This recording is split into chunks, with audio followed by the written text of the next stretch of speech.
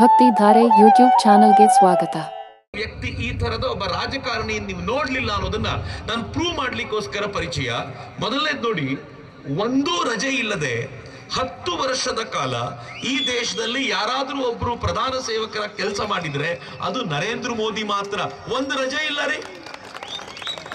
ನನಗೆ ನಿಮಗೆ ವಾರದ ಕೊನೆ ದಿನ ಒಂದು ಸಂಡೇ ಒಂದು ರಜೆ ಸಿಗುತ್ತಾ ಅಂತಂದ್ರೆ ಖುಷಿ. ಆಮೇಲೆ ಒಂದೇ ತರದ ಕೆಲಸ ಪ್ರತಿ ಸಲ ಮಾಡಿ ಮಾಡಿ ಬೇಜಾರು ಬಂದು ಕೆಲವರು ಹೆಂಡತಿ ಮಕ್ಕಳ ಜೊತೆ ಟ್ರಿಪ್ಪಿಗೆ ಹೋಗ್ತಾರೆ, ಕೆಲವು ಫ್ರೆಂಡ್ಸ್ ಜೊತೆ ಟ್ರಿಪ್ಪಿಗೆ ಹೋಗ್ತಾರೆ. ಈ ಪುಣ್ಯಾತ್ಮ ಒಂದು ದಿನ ಫ್ರೆಂಡ್ಸ್ ಜೊತೆ ಟ್ರಿಪ್ಪಿಗೆ ಹೋಗಿದ್ದು ನೋಡಿಲ್ಲ ಯಾರು. ಈ ಪುಣ್ಯಾತ್ಮನಿಗೆ ಒಂದು ದಿನ ಆದ್ರೂ ನಂಗೆ ಈ ಕೆಲಸ ಮಾಡಿ ಮಾಡಿ ಬೇಜಾರು ಬಂದಿದೆ, ಒಂದ್ 4 ದಿನ ನಾನು ರೆಸ್ಟ್ ತಗೋತೀನಿ ಅಂತ ಹೇಳಿದ್ದು ಯಾರು ನೋಡ್ಲಿಲ್ಲ.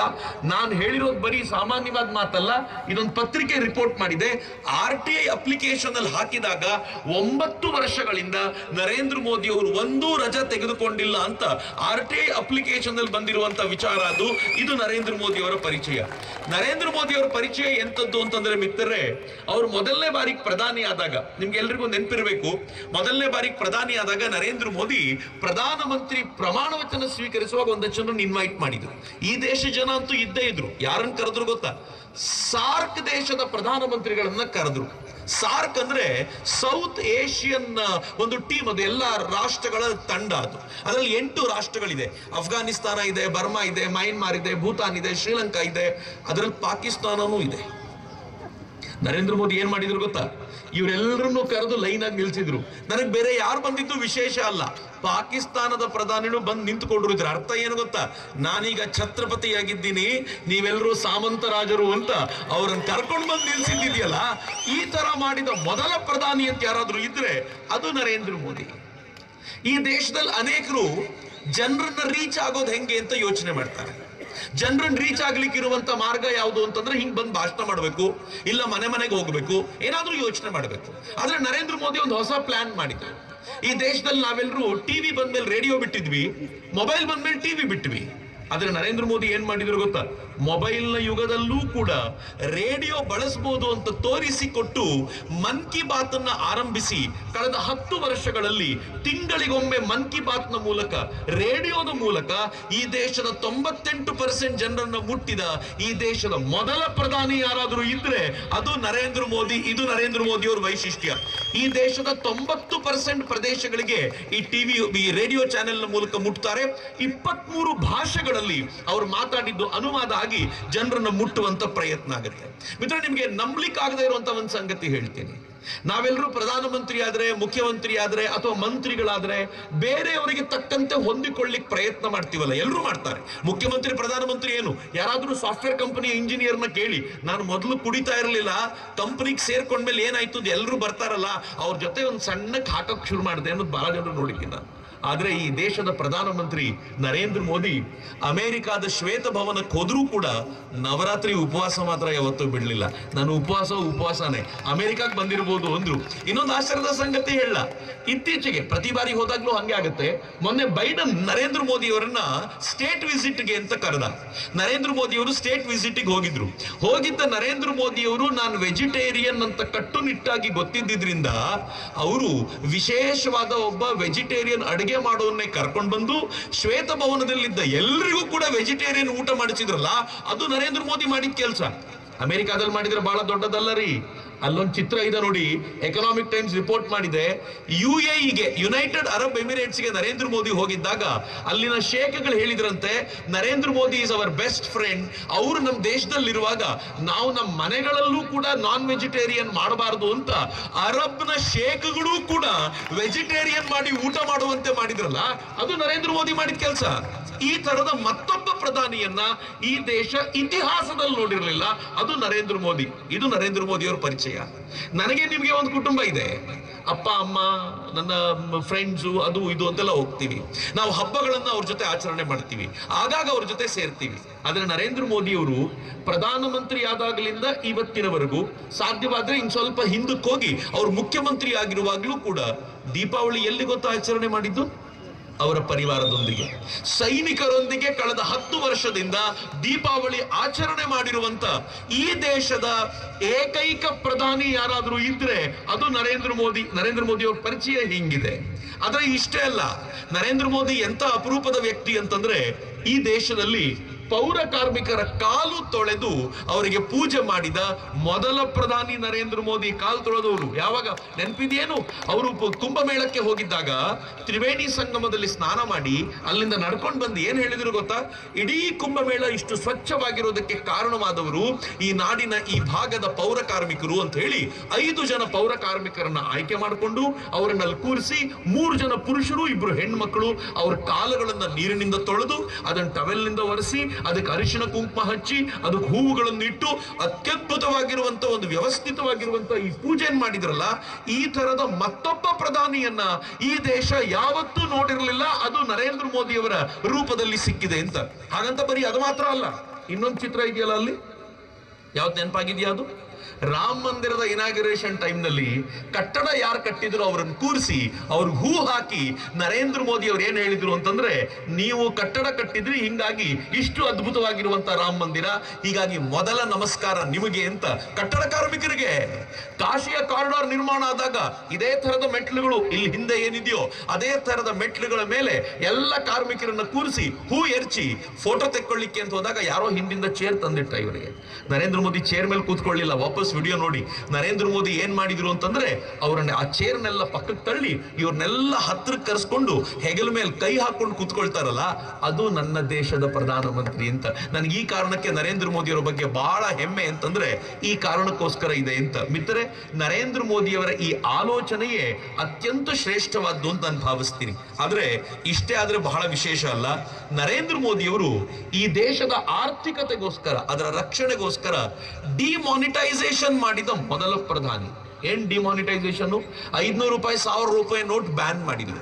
ಅದು ಹೆಂಗ್ ಮಾಡಿದ್ರಿ? ಏನು ಮುಂಚೆನೆ ಇನ್ಫಾರ್ಮೇಶನ್ ಕೊಟ್ಟಿರ್ಲಿಲ್ಲ. ಒಂದು 6 ತಿಂಗಳು ಮುಂಚೆ ನಾವು ಬ್ಯಾನ್ ಮಾಡ್ತೀವಿ ಅಂತ ಹೇಳಲಿಲ್ಲ. ರಾತ್ರಿ 8 ಗಂಟೆಗೆ ಬಂದ್ರು, ಇವತ್ತು ರಾತ್ರಿ 12 ಗಂಟೆಯಿಂದ 500 1000 ಇಲ್ಲ ಅಂದ್ರು. ಏನ್ ಬಾಯಿ ಬಡ್ಕೊಂಡಿದ್ ನೋಡ್ಬೇಕಿದ್ ಯಾರು? ದುಡ್ಡಿಟ್ಟವ್ರು ಮಾತ್ರ. ಉಳಿದವರೆಲ್ಲ ಬಹಳ ಖುಷಿ ಪಟ್ರು, ಹೋದ್ರು ಹೋಗ್ಲಿ ಬಿಡಪ್ಪ ಒಳ್ಳೇದಾಗ್ಲಿ ಅಂತ. ಆದ್ರೆ ಕಷ್ಟ ಆಗ್ಬೇಕಿತ್ತಲ್ಲ.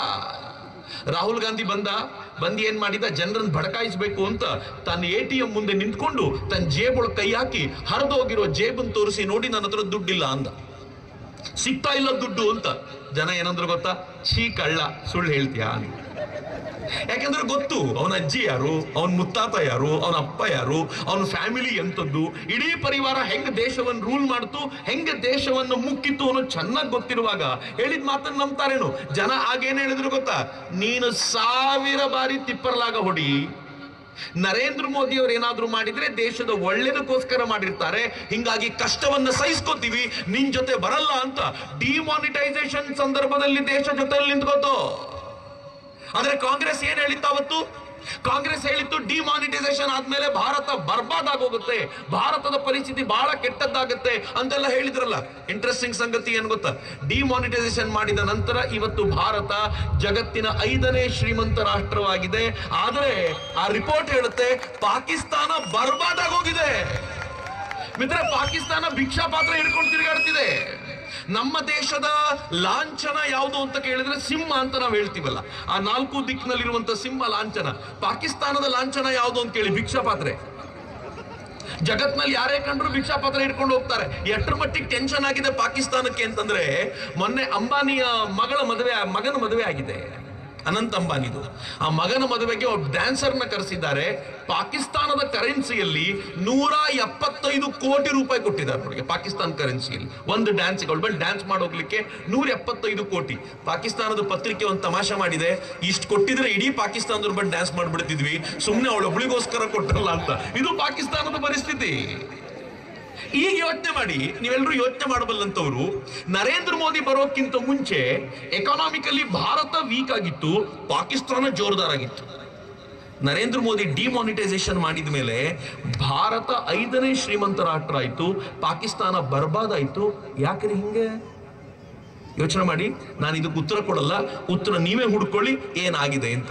ನರೇಂದ್ರ ಮೋದಿ ಎಂತ ಗಟ್ಸ್ ಇರುವಂತ ಮನುಷ್ಯ ಅಂತಂದ್ರೆ, ಈ ದೇಶದಲ್ಲಿ ಮೊದಲನೇ ಬಾರಿಗೆ ತಾಕತ್ತಿದ್ರೆ ಆರ್ಟಿಕಲ್ 370 ತೆಗಿರೋ ಅಂದ್ರಲ್ಲ, ಆರ್ಟಿಕಲ್ 370 ಕಿತ್ತು ಬಿಸಾಡಿದ ಈ ದೇಶದ ಮೊದಲ ಪ್ರಧಾನಿ ಅಂತ ಯಾರಾದ್ರೂ ಇದ್ರೆ ಅದು ನರೇಂದ್ರ ಮೋದಿ.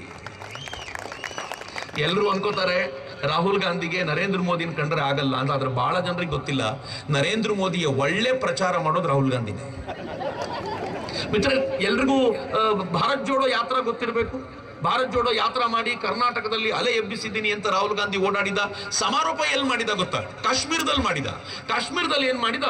ಅಣ್ಣ ತಂಗಿ ಇಬ್ರು ಸೇರ್ಕೊಂಡು ಆ ಐಸಿನ ಉಂಡೆ ಮಾಡ್ಕೊಂಡು ಒಬ್ಬರ ಮೇಲೆ ಒಬ್ರು ಎಸೆದು ಆಟ ಆಡ್ಲಿಕ್ಕೆ ಶುರು ಮಾಡಿದ್ರು. ಆಗ ಎಲ್ಲರೂ ಹೇಳಿದ್ರು, ನೋಡಿದ್ಯಾ ನರೇಂದ್ರ ಮೋದಿ ಆರ್ಟಿಕಲ್ 370 ತೆಗೆದ ಮೇಲೆ ಅಣ್ಣ ತಂಗಿ ಆಟ ಆಡೋ ವಾತಾವರಣ ನಿರ್ಮಾಣ ಆಗಿದೆ ಅಂತ. ನಾನು ಭಾಷಣ ಮಾಡಿದ್ರೆ ಯಾರಿಗೂ ಅರ್ಥ ಆಗ್ತಿರ್ಲಿಲ್ಲ. ಅವನು ಹೋಗಿ ತೋರಿಸ್ದ, ನೋಡಿ ಎಷ್ಟು ಚೆನ್ನಾಗಾಗಿದೆ ಕಾಶ್ಮೀರ ಅಂತ. ಅವನು ಪ್ರಚಾರಕನೇ ಒಂಥರ. ಇತ್ತೀಚೆಗೆ ಸಚಿನ್ ತೆಂಡೂಲ್ಕರ್ ಫೋಟೋ ಅದು. ಅವನು ಕಾಶ್ಮೀರಕ್ಕೆ ಹೋದ, ಅಲ್ಲಿನ ತರುಣರ ಜೊತೆಗೆ ಆಟ ಆಡಿದ. ಯಾಕೆ ಆಟ ಆಡಿದ ಅಂತಂದ್ರೆ ಅಲ್ಲೀಗ ಭಯೋತ್ಪಾದನೆ ಝೀರೋ ಆಗಿದೆ. ಸಚಿನ್ ತೆಂಡೂಲ್ಕರ್ ಕೂಡ ಬೀದಿಯಲ್ಲಿ ಆಟ ಆಡೋದಕ್ಕೆ ಸಾಧ್ಯ. ಒಂದು ಕಾಲದಲ್ಲಿ ಈ ದೇಶದ ಕ್ರಿಕೆಟ್ ಟೀಮ್ ಕಾಶ್ಮೀರದ ಮೈದಾನದಲ್ಲಿ ಆಟ ಆಡ್ಲಿಕ್ಕೆ ಆಗ್ತಿರ್ಲಿಲ್ಲ. ಇವತ್ತು ಬೀದಿಯಲ್ಲಿ ಕ್ರಿಕೆಟ್ ಪ್ಲೇಯರ್ ಆಡ್ಲಿಕ್ಕೆ ಸಾಧ್ಯ ಅಂತಂದ್ರೆ ಅದಕ್ಕೆ ಕಾರಣ ನರೇಂದ್ರ ಮೋದಿ ಅಂತ. ನರೇಂದ್ರ ಮೋದಿ ಮಾಡಿದ ಕೆಲಸ ಅದು. ಇತರ ಎಲ್ಲಕ್ಕಿಂತ ಹೆಚ್ಚು ನಂಗೆ ಗೊತ್ತಿಲ್ಲ ಎಷ್ಟು ಜನಕ್ಕೆ ಇಷ್ಟ ಆಗುತ್ತೋ ಇಲ್ವೋ ಗೊತ್ತಿಲ್ಲ, ನಾನು ಈ ಮಾತನ್ನ ಹೇಳಿದ್ರೆ, ಕಳೆದ 500 ವರ್ಷಗಳಲ್ಲಿ ನರೇಂದ್ರ ಮೋದಿ ಅಂತ ಮತ್ತೊಬ್ಬ ಪ್ರಧಾನಿ ಅಥವಾ ರಾಜನನ್ನ ಈ ದೇಶ ನೋಡಿರ್ಲಿಲ್ಲ ಅಂತ. 500 ವರ್ಷ, ನಾನು 75 ವರ್ಷದ ಮಾತನಾಡ್ತಿಲ್ಲ, ಹಿಂದಕ್ಕೆ ಕರ್ಕೊಂಡು ಹೋಗ್ತಿದ್ದೀನಿ. 500 ವರ್ಷಗಳಲ್ಲಿ ನರೇಂದ್ರ ಮೋದಿ ಅಂತ ರಾಜನನ್ನು ನೋಡಿರ್ಲಿಲ್ಲ ಅಂತ. ಯಾಕೆ ಅಂದ್ರೆ ಈ ಮಂದಿರವನ್ನ 500 ವರ್ಷಗಳಲ್ಲಿ ಯಾರಿಂದಲೂ ಪಡ್ಕೊಳ್ಳಿಕ್ಕಾಗಿರ್ಲಿಲ್ಲ. ಅದನ್ನು ನಮಗೆ ಕೊಡಿಸಿಕೊಟ್ಟಿದ್ದು ನರೇಂದ್ರ ಮೋದಿ. 500 years, 500 ವರ್ಷ ಮಿತ್ರ. ಇದಕ್ಕೋಸ್ಕರ 8 ಜನ ಹೋರಾಟ ಮಾಡಿದ್ರು, 100 ಹೋರಾಟಗಳು, 1000 ಜನ ಬೀದಿಗೆ ಬಂದ್ರು, ಲಕ್ಷಾಂತರ ಬಲಿದಾನಗಳಾದವು. ಅಷ್ಟಾದ್ರೂ ಕೂಡ ಈ ಮಂದಿರವನ್ನ ಮರಳಿ ಪಡೆಯುವ ತಾಕತ್ತನ್ನ ತೋರಿಸಿದ್ಯಾರು ಅಂತಂದ್ರೆ ನರೇಂದ್ರ ಮೋದಿ. ಆದ್ರೆ ನಾನು ಒಪ್ಕೋಬೇಕು, ನೀವು ಒಪ್ಕೋಬೇಕು, ಮೋದಿ ಒಬ್ಬರೇ ಇದ್ರೆ ಆಗ್ತಿರ್ಲಿಲ್ಲ. ಭಗವಂತ ಡಿಸೈಡ್ ಮಾಡಿ ಉತ್ತರ ಪ್ರದೇಶದಲ್ಲಿ ಯೋಗಿಯನ್ನು ಕರ್ಕೊಂಡು ಬಂದ. ಇಬ್ರು ಸೇರಿ ಈ ಮಂದಿರವನ್ನ ಫೈನಲಿ ಈ ದೇಶಕ್ಕೆ ಸಮರ್ಪಣೆ ಮಾಡಿದ್ರು. ಆದ್ರೆ ರಾಮ ಮಂದಿರ ಮಾತ್ರ ಕೊಟ್ಟಿದ್ರೆ ಬಹಳ ವಿಶೇಷ ಅಂತ ನನ್ಗೇನು ಹೇಳ್ತಿರ್ಲಿಲ್ಲ. ಅಲ್ಲಿ ಮೇಲಿನ ಚಿತ್ರ ನೋಡಿ, ಮೊದಲನೇದು ಒಂದೊಂದೇ ಚಿತ್ರ ಎಕ್ಸ್ಪ್ಲೈನ್ ಮಾಡ್ತೀನಿ ನಾನು. ಅದು ಕಾಶಿಯ ಕಾರಿಡಾರ್. ಕಾಶಿ ರೋಡ್ ಹೆಂಗಿತ್ತು ಗೊತ್ತಾ? ಯಾರಾದ್ರೂ ಹೋಗಿದ್ರೆ ಗೊತ್ತಿರುತ್ತೆ, ಈಗ ಹೋಗಿರೋರ್ಗೆ ಗೊತ್ತಾಗಲ್ಲ. ಹಿಂದೆ ಹೋಗಿರ್ಬೇಕು, ಚಿಕ್ಕ ರೋಡ್, ಒಂದ್ 4 ಅಡಿ ದೂರ, 4 ಅಡಿ ರಸ್ತೆ ಅಷ್ಟೇ. ಅಷ್ಟ್ರೊಳಗೆ ಹೋಗ್ಬೇಕು ಜನ ಎಲ್ಲ. ಅವ್ರ ಹಿಂದೆ ದನಗಳು ಬರ್ತವೆ, ಅವ್ರ ಹಿಂದೆ ಬೈಕ್ ಬರ್ತವೆ, ಇವೆಲ್ಲ ಬರ್ತಿರ್ತವೆ. ಅದರ ನಡುವೆ ಅವ್ರು ಹೋಗ್ಬೇಕು. ಅದು ಯಾವಾಗ ಮಂದಿರ ಮುಗಿದು ಹೋಗುತ್ತೋ ಗೊತ್ತಾಗ್ತಿರ್ಲಿಲ್ಲ. ನರೇಂದ್ರ ಮೋದಿ ಬಂದ್ರು, ಆ ಉಸಿರಾಡ್ಲಿಕ್ಕೆ ಜಾಗ ಇರಲಿಲ್ಲ ಶಿವನಿಗೆ. ಎಂಥ ದೊಡ್ಡ ಕಾರಿಡಾರ್ ಮಾಡಿಕೊಟ್ರು ಅಂತಂದ್ರೆ 5 ಲಕ್ಷ ಸ್ಕ್ವೇರ್ ಫೀಟ್ಗಳ ಕಾರಿಡಾರ್ ಇದೆ. ನಂಗೆ ಅನ್ಸುತ್ತೆ ಈ ಗ್ರೌಂಡ್ಗಿಂತ ದೊಡ್ಡದಾಗಿರುವಂತ ಜಾಗ ಈಗ ಅಲ್ಲಿದೆ. ಆದ್ರೆ ಒಂದು ಮ್ಯಾಜಿಕ್ ಏನಿದೆ ಅಂತಂದ್ರೆ ಎಲ್ಲ ಕಡೆ ಶಿವನಿಗೆ ಮುಖ ಮಾಡ್ಕೊಂಡು ನಂದಿ ಕೂತಿರುತ್ತೆ. ಕಾಶಿಯಲ್ಲಿ ಇವತ್ತಿಗೂ ಶಿವನಿಗೆ ಬೆನ್ನು ಹಾಕೊಂಡು ನಂದಿ ಕೂತ್ಬಿಟ್ಟಿದೆ. ಯಾಕೆ ಗೊತ್ತೇನು? ಈ ಮಂದಿರ ಏನಿದೆಯಲ್ಲ, ಈ ಏನ್ ಕಾಣ್ತಿದೆಯಲ್ಲ, ಒರಿಜಿನಲ್ ಮಂದಿರ ಅಲ್ಲ ಅದು. ಅಹಲ್ಯಾಬಾಯಿ ಹೋಳಕರ್ ಕಟ್ಸಿರುವಂತ ಮಂದಿರ. ನಾನು ನೀವು ಈ ಮಂದಿರಕ್ಕೆ ಅಡ್ಜಸ್ಟ್ ಆಗ್ಬಿಟ್ಟಿದೀವಿ, ಆದ್ರೆ ನಂದಿ ಅಡ್ಜಸ್ಟ್ ಆಗಿಲ್ಲ. ನಂದಿ ನೀವೇನಾದ್ರೂ ಬೇರೆ ದೇವಸ್ಥಾನಗಳಲ್ಲಿ ನಂದಿ ಕಿವಿಯಲ್ಲಿ ಹೇಳ್ಬೇಕಲ್ಲ, ಶಿವನಿಗೆ ಹೇಳು ಅಂತ. ನೀವು ಅಲ್ಲಿಗೆ ಹೋಗಿ ನಂದಿ ಬಾಯಿಗೆ ಕಿವಿ ಕೊಟ್ರೆ ಅವನು ನಿಮ್ ಕಿವಿಯಲ್ಲಿ ಹೇಳ್ತಾನೆ. ಒರಿಜಿನಲ್ ಟೆಂಪಲ್ ಅಲ್ಲ ಇದು. ಒರಿಜಿನಲ್ ಟೆಂಪಲ್ ಇಲ್ಲಿದೆ, ಮಸೀದಿ ಮಾಡ್ಬಿಟ್ಟಿದ್ದಾರೆ ಇದನ್ನ. ನಮ್ ಬಾಸ್ ಒಳಗ್ ಕೂತಿದ್ದಾರೆ. ನಮ್ ಬಾಸನ್ನ ನಾನು ಸರಿಯಾಗಿ ವಾಪಸ್ ನೋಡ್ಬೇಕು ಅಂತಾದ್ರೆ ಮೋದಿ ಬಾಸ್ ಇನ್ನೊಂದ್ಸಲ ಅಲ್ಲಿ ಕೂತ್ಕೊಳ್ಳೇಬೇಕು. ಏನ್ ಮಾಡ್ತಿರೋ ಮಾಡಿ ಅಂತ ನಂದಿ ನಮಗೆ ಹೇಳ್ತಿದ್ದಾನೆ. ಮಿತ್ರರೇ, ಹೋಗಿ ಪ್ರಯತ್ನ ಪಟ್ಟು ನೋಡಿ ನಂದಿ ಏನ್ ಹೇಳ್ತಾನೆ ಅಂತ. 2ನೇ ಮಂದಿರ ಇದೆಲ್ಲ, ಅದು ಉಜ್ಜಯಿನಿಯ ಮಹಾಕಾಲ. ಉಜ್ಜಯಿನಿಯ ಮಹಾಕಾಲ 12 ಜ್ಯೋತಿರ್ಲಿಂಗಗಳಲ್ಲಿ ಒಂದು. 800 ಕೋಟಿ ರೂಪಾಯಿಗೂ ಹೆಚ್ಚು ಅದಕ್ಕೆ ಇನ್ವೆಸ್ಟ್ ಮಾಡಿ ಅಥವಾ ಅದಕ್ಕೆ ಕೊಟ್ಟು, ದುಡ್ಡನ್ನ ಕೊಟ್ಟು ನರೇಂದ್ರ ಮೋದಿ ಮತ್ತು ಮಧ್ಯಪ್ರದೇಶದ ಮುಖ್ಯಮಂತ್ರಿಗಳು ಸೇರಿ ಹೆಂಗ್ ಡೆವಲಪ್ ಮಾಡಿದ್ದಾರೆ ಅಂತಂದ್ರೆ ಒಂದು ಅದ್ಭುತವಾಗಿರುವಂತ ವಸ್ತುವಾಗಿ, ದೇವಸ್ಥಾನವಾಗಿ ಡೆವಲಪ್ ಮಾಡಿದ್ದಾರೆ. 3ನೇದು ಕೇದಾರನಾಥ ಮಂದಿರ, ಹಿಮಾಲಯದಲ್ಲಿರುವಂಥದ್ದು. 2013ರಲ್ಲಿ ಪ್ರವಾಹ ಬಂದಿತ್ತು ಕೇದಾರನಾಥಕ್ಕೆ. ನೆನಪಿಲ್ಲ ಬಹಳ ಜನರಿಗೆ, ನೆನಪು ಮಾಡ್ಕೊಂಡ್ರೆ ಗೊತ್ತಾಗುತ್ತೆ. ಪ್ರವಾಹ ಬಂದಾಗ ನರೇಂದ್ರ ಮೋದಿ ಗುಜರಾತಿನ ಮುಖ್ಯಮಂತ್ರಿ, ಕೇಂದ್ರ ಸರ್ಕಾರ ಕಾಂಗ್ರೆಸ್ ಇರಿದ್ದು, ಸೋನಿಯಾ ಗಾಂಧಿ ಕಂಟ್ರೋಲ್ ಅಲ್ಲಿ ಇತ್ತು. ಅವ್ರು ಏನೂ ಮಾಡ್ಲಿಲ್ಲ ಕೇದಾರಕ್ಕೆ ಅಂದಾಗ ನರೇಂದ್ರ ಮೋದಿ ಕೇಳಿದ್ರು, ನೀವು ಮಾಡ್ಲಿಲ್ಲ ಅಂದ್ರೆ ಗುಜರಾತಿಗಾದ್ರೂ ಬಿಟ್ಕೊಡಿ, ನಾವು ಮಾಡ್ತೀವಿ ಅದನ್ನ. ಹಿಂದೂಗಳ ಶ್ರದ್ಧಾ ಕೇಂದ್ರ. ಸೋನಿಯಾ ಗಾಂಧಿ ಹೇಳಿದ್ರು, ಇದು ಮುಖ್ಯಮಂತ್ರಿಗಳು ಮಾಡೋ ಕೆಲಸ ಅಲ್ಲ, ಪ್ರಧಾನಮಂತ್ರಿಗಳು ಮಾಡೋ ಕೆಲಸ, ಬಾಯಿ ಮುಚ್ಕೊಂಡಿರುವಂತ. ಏನೂ ಮಾಡ್ಲೂ ಇಲ್ಲ ಪ್ರಧಾನಮಂತ್ರಿಗಳು. ಶಿವನಿಗೆ ಕೋಪ ಬಂತು. ಅವನಂದ, ನೀನು ಮುಖ್ಯಮಂತ್ರಿ ಆಗಿರುತ್ತಾನೆ ಪ್ರಾಬ್ಲಮ್, ಬಾ ನೀನ್ ಪ್ರಧಾನಮಂತ್ರಿ ಆಗು ಅಂತ 2014 ಪ್ರಧಾನಮಂತ್ರಿ ಮಾಡ್ಬಿಟ್ಟ ಮೋದಿ ಅವರು ಹೆಂಗ್ ಮಾಡಿದ್ರು ಅಂತಂದ್ರೆ 180 ಕೋಟಿ ರೂಪಾಯಿಯ ಮೊದಲನೇ ಹಂತದ ಪ್ರಾಜೆಕ್ಟ್ ನಲ್ಲಿ ಇಡೀ ಟೆಂಪಲ್ ನ ಹೆಂಗ್ ಡೆವಲಪ್ ಮಾಡಿದ್ದಾರೆ ಅಂತಂದ್ರೆ ನಾನು ತುಂಬಾ ಡೀಟೇಲ್ ಹೇಳಲಿಕ್ಕೆ ಹೋಗಲ್ಲ, ನಂಗೆ ತುಂಬಾ ವಿಚಾರ ಹೇಳಬೇಕಾಗಿರೋದ್ರಿಂದ. ಸ್ವರ್ಗ ಎಲ್ಲಿದೆ ಅಂತ ನಿಮ್ಮನ್ನು ಯಾರಾದ್ರೂ ಕೇಳಿದ್ರೆ ಆಕಾಶ ಅಂತ ಹಿಂಗ್ ತೋರಿಸ್ತಿರಲ್ಲ, ಸ್ವಲ್ಪ ಉತ್ತರದ ಕಡೆ ತಿರುಗಿಸಿ ಹಿಮಾಲಯವನ್ನು ತೋರಿಸಿ ಅದರ ಬುಡದಲ್ಲಿ ಕೇದಾರ ಇದೆಯಲ್ಲ, ನಿಜವಾದ ಸ್ವರ್ಗ ಅದು, ನೋಡ್ಕೊಂಡು ಬನ್ನಿ ಅಂತ ಹೇಳ್ಬೋದಾಗಿರುವಷ್ಟು ಅದ್ಭುತವಾಗಿ ಡೆವಲಪ್ ಮಾಡಿದ್ದಾರಲ್ಲ, ಅದು ನರೇಂದ್ರ ಮೋದಿ ಮಾಡಿಕೊಟ್ಟಿರೋದು. 500 ವರ್ಷ ಅಂತ ಯಾಕೆ ಹೇಳ್ತೀನಿ ಗೊತ್ತಾ? 500 ವರ್ಷದಲ್ಲಿಂತ ಮತ್ತೊಬ್ಬ ರಾಜ ಇರಲಿಲ್ಲ ಅಂತ. ಮುಸಲ್ಮಾನರ ಆಕ್ರಮಣಕ್ಕೆ ತುತ್ತಾಗಿರುವಂತ ದೇವಸ್ಥಾನಗಳನ್ನ ಮರಳಿ ಪಡೆದಿರೋದು, ಕೆಟ್ಟ ಅಥವಾ ಶಿಥಿಲವಾಗಿರುವ ದೇವಸ್ಥಾನಗಳನ್ನ ಮರು ನಿರ್ಮಾಣ ಮಾಡಿರೋದು ಒಂದ್ ಪಾರ್ಟ್ ಆದ್ರೆ, ಈ ಪುಣ್ಯಾತ್ಮ ಒಂದ್ ಹೆಜ್ಜೆ ಮುಂದೆ ಹೋಗಿ ಏನ್ ಮಾಡಿದ್ದಾನೆ ಗೊತ್ತೇನ್ರಿ? ಆ ಕೊನೆ ದೇವಸ್ಥಾನ ಇದೆಯಲ್ಲ, ಮುಸಲ್ಮಾನ್ ರಾಷ್ಟ್ರದಲ್ಲೇ ಹೋಗಿ ನಿರ್ಮಾಣ ಮಾಡಿರುವಂತ ದೇವಸ್ಥಾನ ಅದು ಆಗಿರೋದು ನರೇಂದ್ರ ಮೋದಿ ಅವರ ಕಾಲದಲ್ಲಿ. ಎಂತ ಅದ್ಭುತವಾದ ಸಂಗತಿ ಅದ. ಅಬುದಾಬಿಯಲ್ಲಿ ಮೊನ್ನೆ ಇತ್ತೀಚೆಗೆ ಆ ದೇವಸ್ಥಾನ ಸಮರ್ಪಣೆ ಆದಾಗ ಯುನೈಟೆಡ್ ಅರಬ್ ಎಮಿರೇಟ್ಸ್ ಅಲ್ಲಿ ಆ ದೇವಸ್ಥಾನದ ಸಮರ್ಪಣೆಯ ಹೊತ್ತಲ್ಲಿ ಏನ್ ಹೇಳ್ತಾರೆ ಗೊತ್ತಾ? ನರೇಂದ್ರ ಮೋದಿ ಅವರಿಗೆ ಒಂದು ಮ್ಯಾಪ್ ಕೊಟ್ರಂತೆ ಅಬುದಾಬಿದು. ಆ ಮ್ಯಾಪ್ ನಲ್ಲಿ ಗೆರೆ ಹಾಕಿ ನೀವು ಎಲ್ಲಿ ಗೆರೆ ಹಾಕ್ತಿರೋ ಅಲ್ಲಿ ಮಂದಿರ ಕಟ್ಕೊಳ್ಳಿಕ್ ಜಾಗ ಕೊಡ್ತೀನಿ ಅಂತ ಶೇಖ್ಗಳು ಹೇಳಿದ್ದಂತೆ. ಅಲ್ಲಿಂದ ಆ ಶೇಖ್ನವ್ರು ಮಾತನಾಡ್ತಾ ಹೇಳ್ತಾರೆ, ನರೇಂದ್ರ ಮೋದಿ ಇಲ್ಲದೆ ಹೋಗಿದ್ರೆ ಈ ಮಂದಿರ ಆಗ್ತಾ ಇರಲಿಲ್ಲ ಅಂತ. ನಮಗಾಗಿ ಇಂಥ ಮಂದಿರವನ್ನ ಒಂದು ಮುಸ್ಲಿಂ ರಾಷ್ಟ್ರದಲ್ಲಿ ನಿರ್ಮಾಣ ಮಾಡಿಸಿ ಕೊಟ್ಟಂತ ಈ ದೇಶದ ಮೊದಲ ಪ್ರಧಾನಿ ಅಂತ ಯಾರಾದ್ರೂ ಇದ್ರೆ ಅದು ನರೇಂದ್ರ ಮೋದಿ ಅಂತ ಅವ್ರ ಪರಿಚಯ.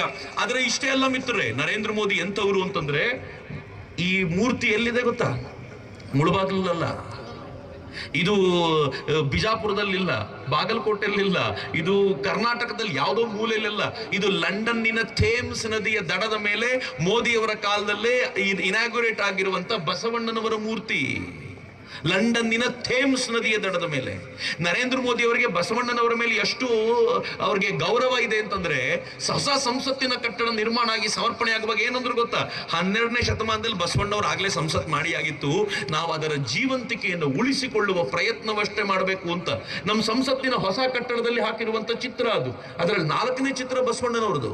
ಮೇಲೆ ತುದಿಯಲ್ಲಿ ನೋಡಿ, ಆ ತುದಿಯಲ್ಲಿ ಏನ್ ಬರ್ದಿದ್ದಾರೆ ಗೊತ್ತಾ? ಸಂಸತ್ನಲ್ಲಿರೋದು ಇದು, ಕಳಬೇಡ ಕೊಲಬೇಡ ಹುಸಿಯ ನುಡಿಯಲು ಬೇಡ ಅಂತ ಬಸವಣ್ಣನವರ ವಚನವನ್ನು ಕೂಡ ಅಲ್ಲೇ ಹಾಕಿಸಲಾಗಿದೆಯಲ್ಲ, ಇದು ನರೇಂದ್ರ ಮೋದಿ ಅವರು ಈ ದೇಶದ ಮೊದಲ ಪ್ರಧಾನಿ ಇಂಥವ್ರು. ಹಾಗಂತ ಬರೀ ಇಷ್ಟೇ ಅಲ್ಲ, ನನ್ನೊಂದು ಪ್ರಶ್ನೆ ನಿಮ್ಮನ್ನೆಲ್ಲರನ್ನು ಕೇಳಬೇಕು.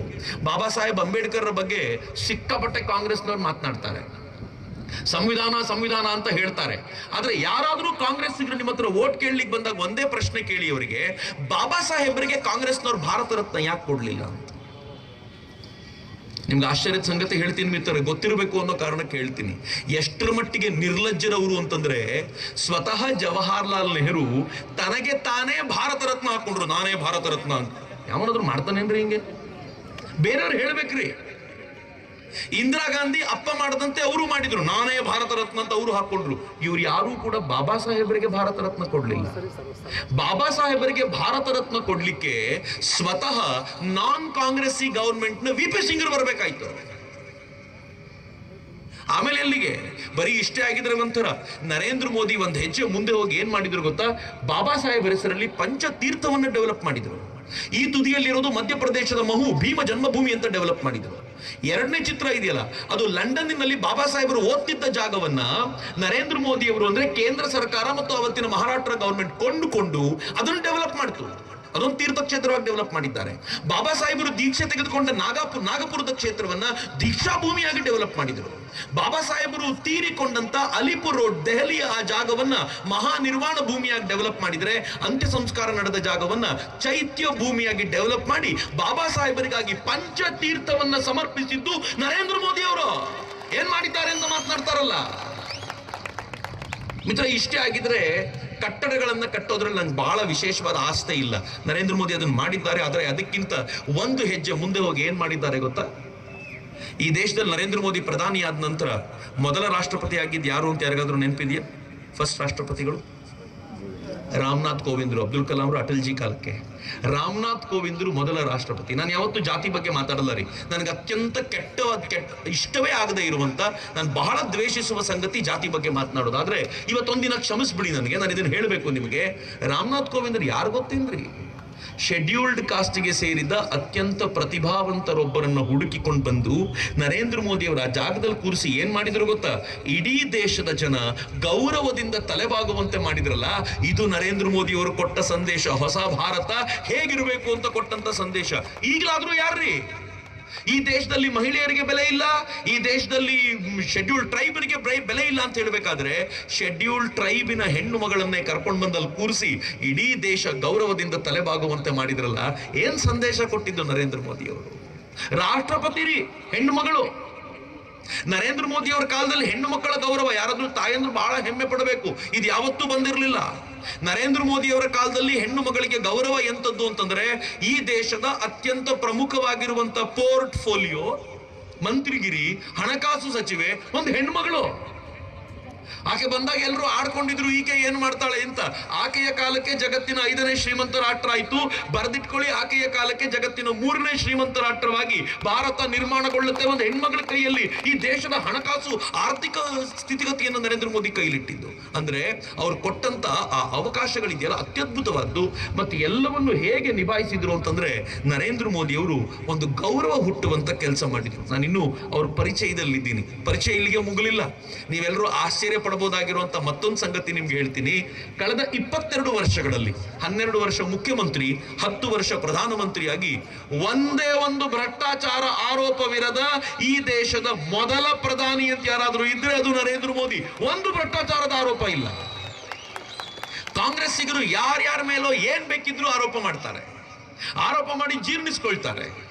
ಇವತ್ತು ಕಳೆದ ಇದರಲ್ಲಿ ಕರ್ನಾಟಕದ ಗವರ್ಮೆಂಟ್ ಮೇಲೆ 40% ಆರೋಪ ಮಾಡಿದ್ರು. ಇವತ್ತು ಸುಳ್ಳು ಅಂತ ಎಲ್ಲರೂ ಹೇಳ್ತಾರೆ. ಹೇಳಿದ್ಮೇಲೆ ಕಾಂಗ್ರೆಸ್ ಜೀರ್ಣ ಮಾಡ್ಕೊಂಡು ಅಧಿಕಾರಕ್ಕೂ ಬಂತು. ನರೇಂದ್ರ ಮೋದಿ ಮೇಲೆ ಒಂದು ಸುಳ್ಳು ಹೇಳಿ ಬರ್ಲಿ ನೋಡೋಣ. ಅಡ್ಡಡ್ಡ ನುಂಗ್ಬಿಡ್ತಾರ. ಅವ್ರು ನುಂಗ್ಬೇಕು ಅಂತಿಲ್ಲ, ಜನ ನುಂಗ್ತಾರೆ. ಯಾಕೆಂದ್ರೆ ಜನಕ್ಕೆ ಗೊತ್ತಿದೆ ನರೇಂದ್ರ ಮೋದಿ ಎಂತ ಪ್ರಾಮಾಣಿಕ ಅಂತ. 22 ವರ್ಷಗಳಲ್ಲಿ ಒಂದು ಆರೋಪ ಇಲ್ಲ. ಕಾಂಗ್ರೆಸ್ ಇದ್ದಾಗ ಹೆಂಗಿತ್ತು ಗೊತ್ತೇನ್ರಿ? ಇಲ್ಲಿ ಇಂಗ್ಲಿಷ್ ಮೀಡಿಯಂ ಹೋಗೋ ಮಕ್ಕಳ ತಾಯಂದ್ರಿಗೆ ಗೊತ್ತಿರುತ್ತೆ. A for apple, B for ball, C for cat, D for dog ಅಂತ ಇತ್ತಲ್ಲ.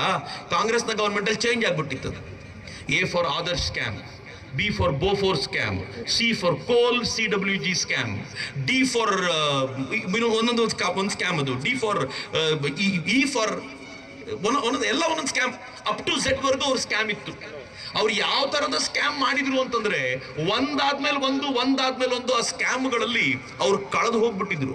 ಕಾಂಗ್ರೆಸ್ಸಿನ ಕಾಲದಲ್ಲಿ ಲೂಟಿ ಆಗಿದ್ದು ಲೆಕ್ಕವಿಲ್ಲದಷ್ಟು. ಆದ್ರೆ ನರೇಂದ್ರ ಮೋದಿ ಬಂದ ನಂತರ ಈ ಲೂಟಿಯ ಒಂದೇ ಒಂದು ಆರೋಪ ಅವ್ರ ಮೇಲಿಲ್ಲ. ಫೈನ್, ಇದನ್ನ ಬಿಡಿ. ನಾನು ಫೈನಲ್ ಆಗಿ ಒಂದು ಮಾತನ್ನು ಹೇಳಬೇಕು.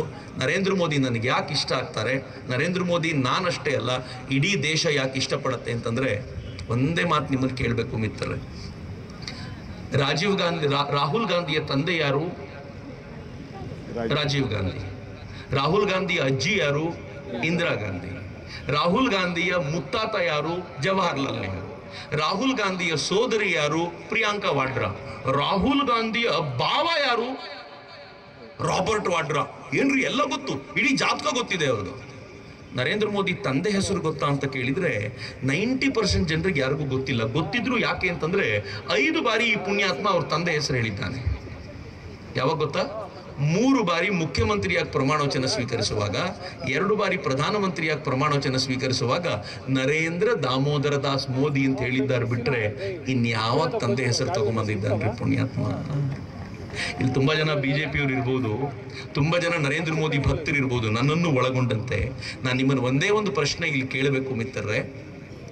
ನರೇಂದ್ರ ಮೋದಿ ಅವ್ರ ತಂದೆ ತಾಯಿ ಎಲ್ಲ ಬಿಡಿ, ನರೇಂದ್ರ ಮೋದಿ ಅವ್ರಿಗೆ ಎಷ್ಟು ಜನ ಅಣ್ಣ ತಮ್ಮಂದ್ರೆ, ಎಷ್ಟು ಜನ ಅಕ್ಕ ತಂಗಿರು ಅಂತ ಯಾರಿಗಾದ್ರೂ ಗೊತ್ತಾ ಅಂತ ಕೇಳಿದ್ರೆ 99% ಜನಕ್ಕೆ ಗೊತ್ತಿಲ್ಲ. ನಾನು 1 ತಿಂಗಳ ಹಿಂದೆ ಅದಕ್ಕೊಂದು ಪುಟ್ಟ ಪ್ರಯತ್ನ ಮಾಡಿ ಹುಡುಕಾಡೋಣ ಅಂತ ನೋಡಿದೆ. ಅವರೊಟ್ಟು 6 ಜನ ಅಣ್ಣ ತಮ್ಮಂದ್ರು, ಒಬ್ಬಳು ತಂಗಿ. ಅದರಲ್ಲಿ ಮೊದಲನೇವರು ಸೋಂಭಾಯಿ ಅಂತ. ಸೋಂಭಾಯಿ ಏನ್ ಮಾಡ್ತಾರೆ ಗೊತ್ತಾ? ಅವರೊಂದು ವೃದ್ಧಾಶ್ರಮ ನಡೆಸ್ತಾರೆ, ತುಂಬಾ ಸಾಮಾನ್ಯವಾದ ಮನುಷ್ಯ. 2ನೇವರು ಅಮೃತ್ ಭಾಯಿ ಒಂದು ಫಿಟ್ಟರ್ ಕಂಪನಿ, ಒಂದು ಕಂಪನಿಯಲ್ಲಿ ಫಿಟ್ಟರ್ ಆಗಿ ಕೆಲಸ ಮಾಡ್ತಿದ್ದವರು, ರಿಟೈರ್ ಆಗಿದ್ದಾರೆ. 3ನೇವ್ರು ಯಾರು ಗೊತ್ತೋ? ಪ್ರಧಾನಮಂತ್ರಿ. ನೋಡ್ರಿ ಹೆಂಗಿದೆ. 4ನೇವರು ಪ್ರಹ್ಲಾದ್ ಮೋದಿ ಅಂತ. ಏನ್ ಮಾಡ್ತಿದ್ದಾರೆ ಗೊತ್ತಾ? ಈಗಲೂ ಒಂದು ರೇಷನ್ ಅಂಗಡಿ ಇಟ್ಕೊಂಡಿದ್ದಾರೆ. 5ನೇವಳು ವಸಂತಿಬೆನ್ ಮೋದಿ ಅಂತ. ಆಕೆಗೆ ಮದುವೆ ಆಗಿದೆ, ಆಕೆ ಮಕ್ಕಳು ಡೀಟೇಲ್ ಹುಡುಕಿದ್ರು ಸಿಗ್ಲಿಲ್ಲ ನನಗೆ. 6ನೇವ್ರು ಯಾರು ಅಂದ್ರೆ ಪಂಕಜ್ ಭಾಯ್ ಮೋದಿ. ಅವರೊಬ್ಬರಿಗೆ ಸರ್ಕಾರಿ ನೌಕರಿ ಇರೋದು. ಒಂದಿನ ಒಂದು ಕಾರ್ಯಕ್ರಮಕ್ಕೆ ಸೋಮ್ ಭಾಯ್ ಮೋದಿನ ಕರೆಸಿದ್ರು. ಅವ್ರ ಕಾರ್ಯಕ್ರಮದಲ್ಲಿ ಕೂತಿದ್ರು. ಈ ನಿರೂಪಕರಿಗೆ ಸ್ವಲ್ಪ ಸ್ವಲ್ಪ ಉತ್ಸಾಹ ಜಾಸ್ತಿ ಅಲ್ಲ. ಅವ್ರು ಮಾತಾಡ್ತಾ ಹೇಳಿದ್ರು, ಇವತ್ತು ಬಂದಿರುವಂತ ಸೋಮಬಾಯಿ ಯಾರು ಗೊತ್ತಾ, ಅವರು ನರೇಂದ್ರ ಭಾಯಿ ಮೋದಿ ಅವರ ಅಣ್ಣ ಅಂದ್ಬಿಟ್ಟು. ಜನ ಗುಸು ಗುಸು ಗುಸು ಗುಸು ಮಾತಾಡ್ಕೊಂಡು ಶುರು ಮಾಡಿದ್ರು. ಯಾರಪ್ಪ ನೋಡೋಣ ಅಂತ ಕೂತ್ ಜಾಗದಿಂದ ಎದ್ರು. ಎಲ್ಲ ಗಲಾಟೆ ಎಲ್ಲ ಶುರುವಾಯ್ತು. ಅಣ್ಣ ಎದ್ ಬಂದ್ಬಿಟ್ರು, ಎಲ್ಲ ಕೂತ್ಕೊಳ್ಳಿ ಒಂದ್ ನಿಮಿಷ, ನಾನು ನರೇಂದ್ರ ಮೋದಿ ಅವರ ಅಣ್ಣ, ಪ್ರಧಾನಮಂತ್ರಿ ನರೇಂದ್ರ ಮೋದಿ ಅವರ ಅಣ್ಣ ಅಲ್ಲ. ಮೊದಲನೇದು. ಎರಡನೇದು ಏನಂದ್ರು ಗೊತ್ತಾ, ನನಗೂ ಮತ್ತು ಪ್ರಧಾನಮಂತ್ರಿ ನರೇಂದ್ರ ಮೋದಿ ಅವ್ರ ನಡುವೆ ಒಂದು ಪರದೆ ಇದೆ. ಈ ಪರದೆ ನಿಮಗ್ ಕಾಣಿಸಲ್ಲ, ನನಗ್ ಕಾಣಿಸತ್ತೆ. 2 ವರ್ಷ ಆಯ್ತು ಅವನ್ ಮುಖ ನೋಡಿ ನಾನು, ಅವನ್ ಯಾವತ್ತೂ ನಮ್ಮ ಮನೆಗೆ ಬರದೇ ಇಲ್ಲ ಅಂದ್ರು. ಮೂರನೇದು ಏನಂದ್ರು ಗೊತ್ತಾ, ಇವ್ರೊಬ್ಬನ ಮನೆಗೆ ಹೋಗ್ತಾರೆ, ಪಂಕಜ್ ಮನೆಗೆ ಒಂದು ಹೋಗ್ತಾರೆ. ನನಗೂ ಕ್ಯೂರಿಯಾಸಿಟಿ ಜಾಸ್ತಿ ಇತ್ತು, ಯಾಕೆ ಪಂಕಜ್ ಮನೆಗೆ ಹೋಗ್ತಾರಪ್ಪ ಅಂತ ನೋಡಿದ್ರೆ ಏನ್ ಹೇಳ್ತಾರೆ ಗೊತ್ತಾ, ನಮ್ಮಮ್ಮ ಅವನ ಮನೆಯಲ್ಲೇ ಇರೋದ್ರಿಂದ ಅವ್ರು ನೋಡ್ಲಿಕ್ಕೆ ಆಗಾಗ ಬರ್ತಾನೆ ಬಿಟ್ರೆ ಇನ್ನು ಅವನ ಮನೆಗೂ ಅವ್ನು ಬರ್ಬೇಕಾದ್ದೇನಿಲ್ಲ ಅಂತ. ಆಮೇಲೆ ಏನ್ ಹೇಳಿದ್ರು ಅವರು ಅಂತಂದ್ರೆ, ಅವನ್ ಮುಖ್ಯಮಂತ್ರಿ ಆಗ್ತಾನೆ ಅಂತ ಗೊತ್ತಾದಾಗ್ಲೇ ನಾವು ಅವ್ನಿಗೆ ಹೇಳಿದ್ವಿ, ನೀನ್ ಇನ್ಯಾವತ್ತೂ ನಮ್ಮ ಮನೆಗೆ ಬರ್ಬೇಕಾಗಿದ್ದಿಲ್ಲ, ನಮಗಾಗಿ ಏನು ಮಾಡಬೇಕಾಗಿದ್ದಿಲ್ಲ, ನಿನ್ನ ಪರಿವಾರ ಇದಲ್ಲ, ಈ ದೇಶದ ದೊಡ್ಡ ಪರಿವಾರ ನಿನ್ ಪರಿವಾರ, ನಿನ್ ನಮ್ ಬರದೇ ಇದ್ರು ನಾವ್ ಯಾರು ಬೇಜಾರು ಮಾಡ್ಕೊಳ್ಳಲ್ಲ ಅಂತ ಕಳಿಸ್ಬಿಟ್ವಿ ಅಂತ. ಏನ್ ಚಂದ ರೀ ಫ್ಯಾಮಿಲಿ. ನೀವು ನಮ್ದ್ರಲ್ಲಿ ನೋಡ್ಬೇಕು ಹೆಂಗಿರ್ತಾರೆ ಅಂತಂದ್ರೆ, ಅಣ್ಣ ತಮ್ಮಂದರಿಗೆ ಗುತ್ತಿಗೆ ಕೊಡೋದಲ್ದೆ ಅವ್ನ್ ಬಾಮೈದನ್ನು ಕರೆಸ್ ಗುತ್ತಿಗೆ ಕೊಡ್ತಾನೆ.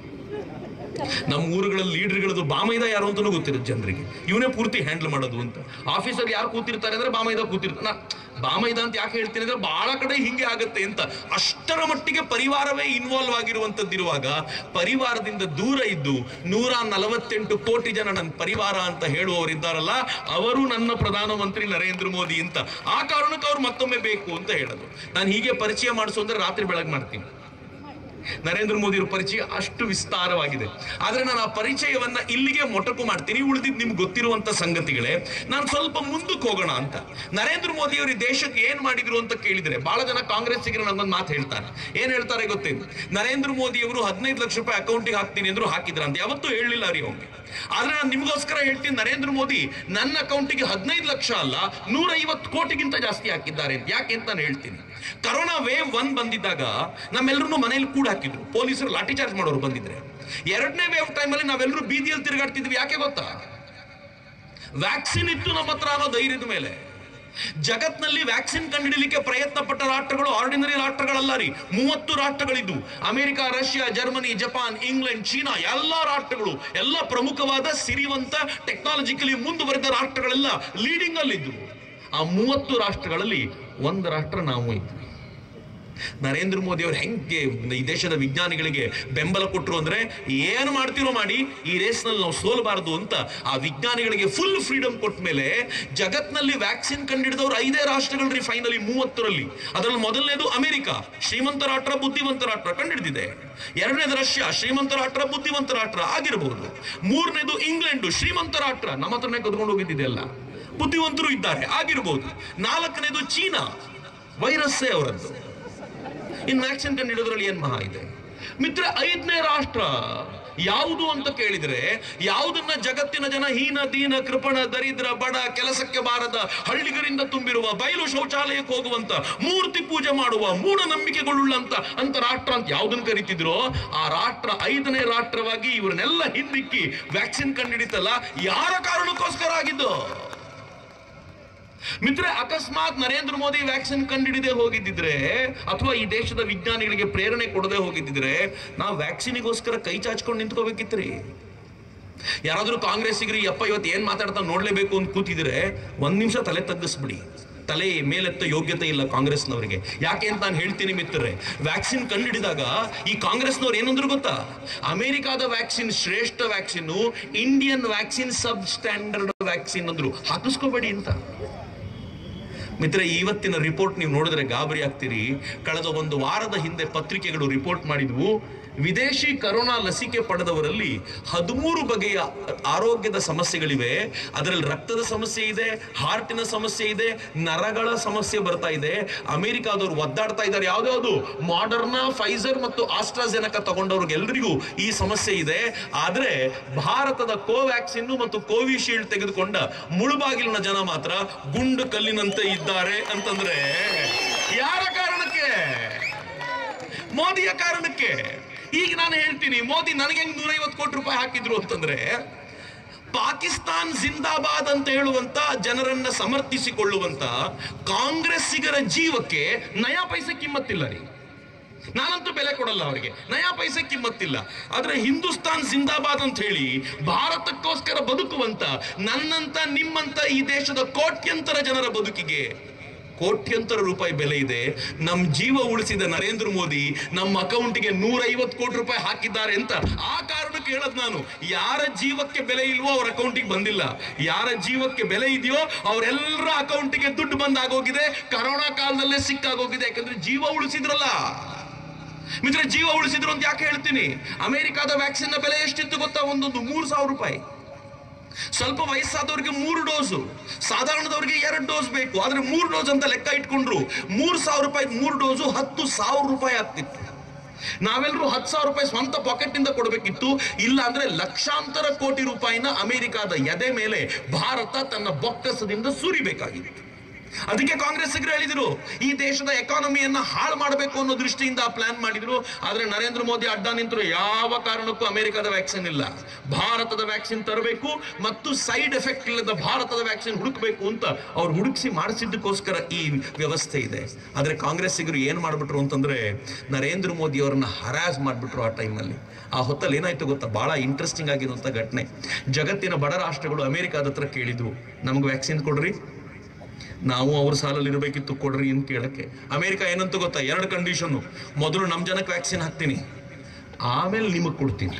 ಒಪ್ಕೊಂಡ್ರು ಜನ. ನಾವು ಇನ್ನು ಸ್ವಲ್ಪ ದಿನ ಮನೆಯೊಳಗೆ ಕೂಡಾಕೊಂಡಿರ್ತೀವಿ, ಆಮೇಲೆ ಕೊಡಿ ನಮಗೆ ಅಂತ. 2ನೇ ಕಂಡೀಷನ್ ಏನು ಗೊತ್ತಾ? ನಮ್ಮ ವ್ಯಾಕ್ಸಿನ್ಗೆ ಏನು ಕಾಸ್ಟ್ ಆಗಿದೆಯೋ ಅದಕ್ಕಿಂತ ಹೆಚ್ಚಿನ ದುಡ್ಡನ್ನು ನಾನು ಹೇಳ್ತೀನಿ, ಪ್ರಾಫಿಟ್ ಕೇಳ್ತೀನಿ, ದುಡ್ಡು ಕೊಡಬೇಕು. ದುಡ್ಡಿಲ್ಲ ಅಂದ್ರೆ ನಿಮ್ಮ ದೇಶದ ಆಸ್ತಿಯನ್ನ ಮಾರಾಟ ಮಾಡಬೇಕು ಅಂತ, ಪೋರ್ಟನ್ನು ಮಾರಾಟ ಮಾಡಬೇಕು, ಏರ್ಪೋರ್ಟ್ ಮಾರಾಟ ಮಾಡಬೇಕು, ಅಥವಾ ಅಡ ಇಡಬೇಕು ಅಂತ. ಅಂದ್ರೆ ಕರೋನಾ ಗೆಲ್ಲಲಿಕ್ಕೆ ದೇಶ ಮಾರಾಟ ಮಾಡಬೇಕಿತ್ತು. ಆವಾಗ ಅವರೆಲ್ಲರೂ ಭಾರತದ ಕಡೆ ತಿರುಗಿದ್ರು, ನಿಮ್ಮ ಹತ್ರ ಇದೆಯಲ್ಲ ವ್ಯಾಕ್ಸಿನ್, ನಮ್ಗೆ ಕೊಡಲ್ವಾ? ನರೇಂದ್ರ ಮೋದಿ ಹೇಳಿದ್ರು ನಮ್ದು 2 ಕಂಡೀಷನ್, ನಮ್ಮ ಜನಕ್ಕೆ ಕೊಡುವಾಗಲೇ ನಿಮಗೂ ಕೊಡ್ತೀವಿ, ಯಾಕಂದ್ರೆ ಪ್ರೊಡಕ್ಷನ್ ಕೆಪಾಸಿಟಿ ಅಮೆರಿಕಕ್ಕಿಂತ ಜಾಸ್ತಿ ಇದೆ, ನಮ್ಮ ಹತ್ರ ಪ್ರೊಡಕ್ಷನ್ ಮಾಡಿ ಕೊಡಬಲ್ಲೆವು, ಏನ್ ತೊಂದರೆ ಇಲ್ಲ. 2ನೇ ಕಂಡೀಷನ್ ಏನ್ ಗೊತ್ತಾ?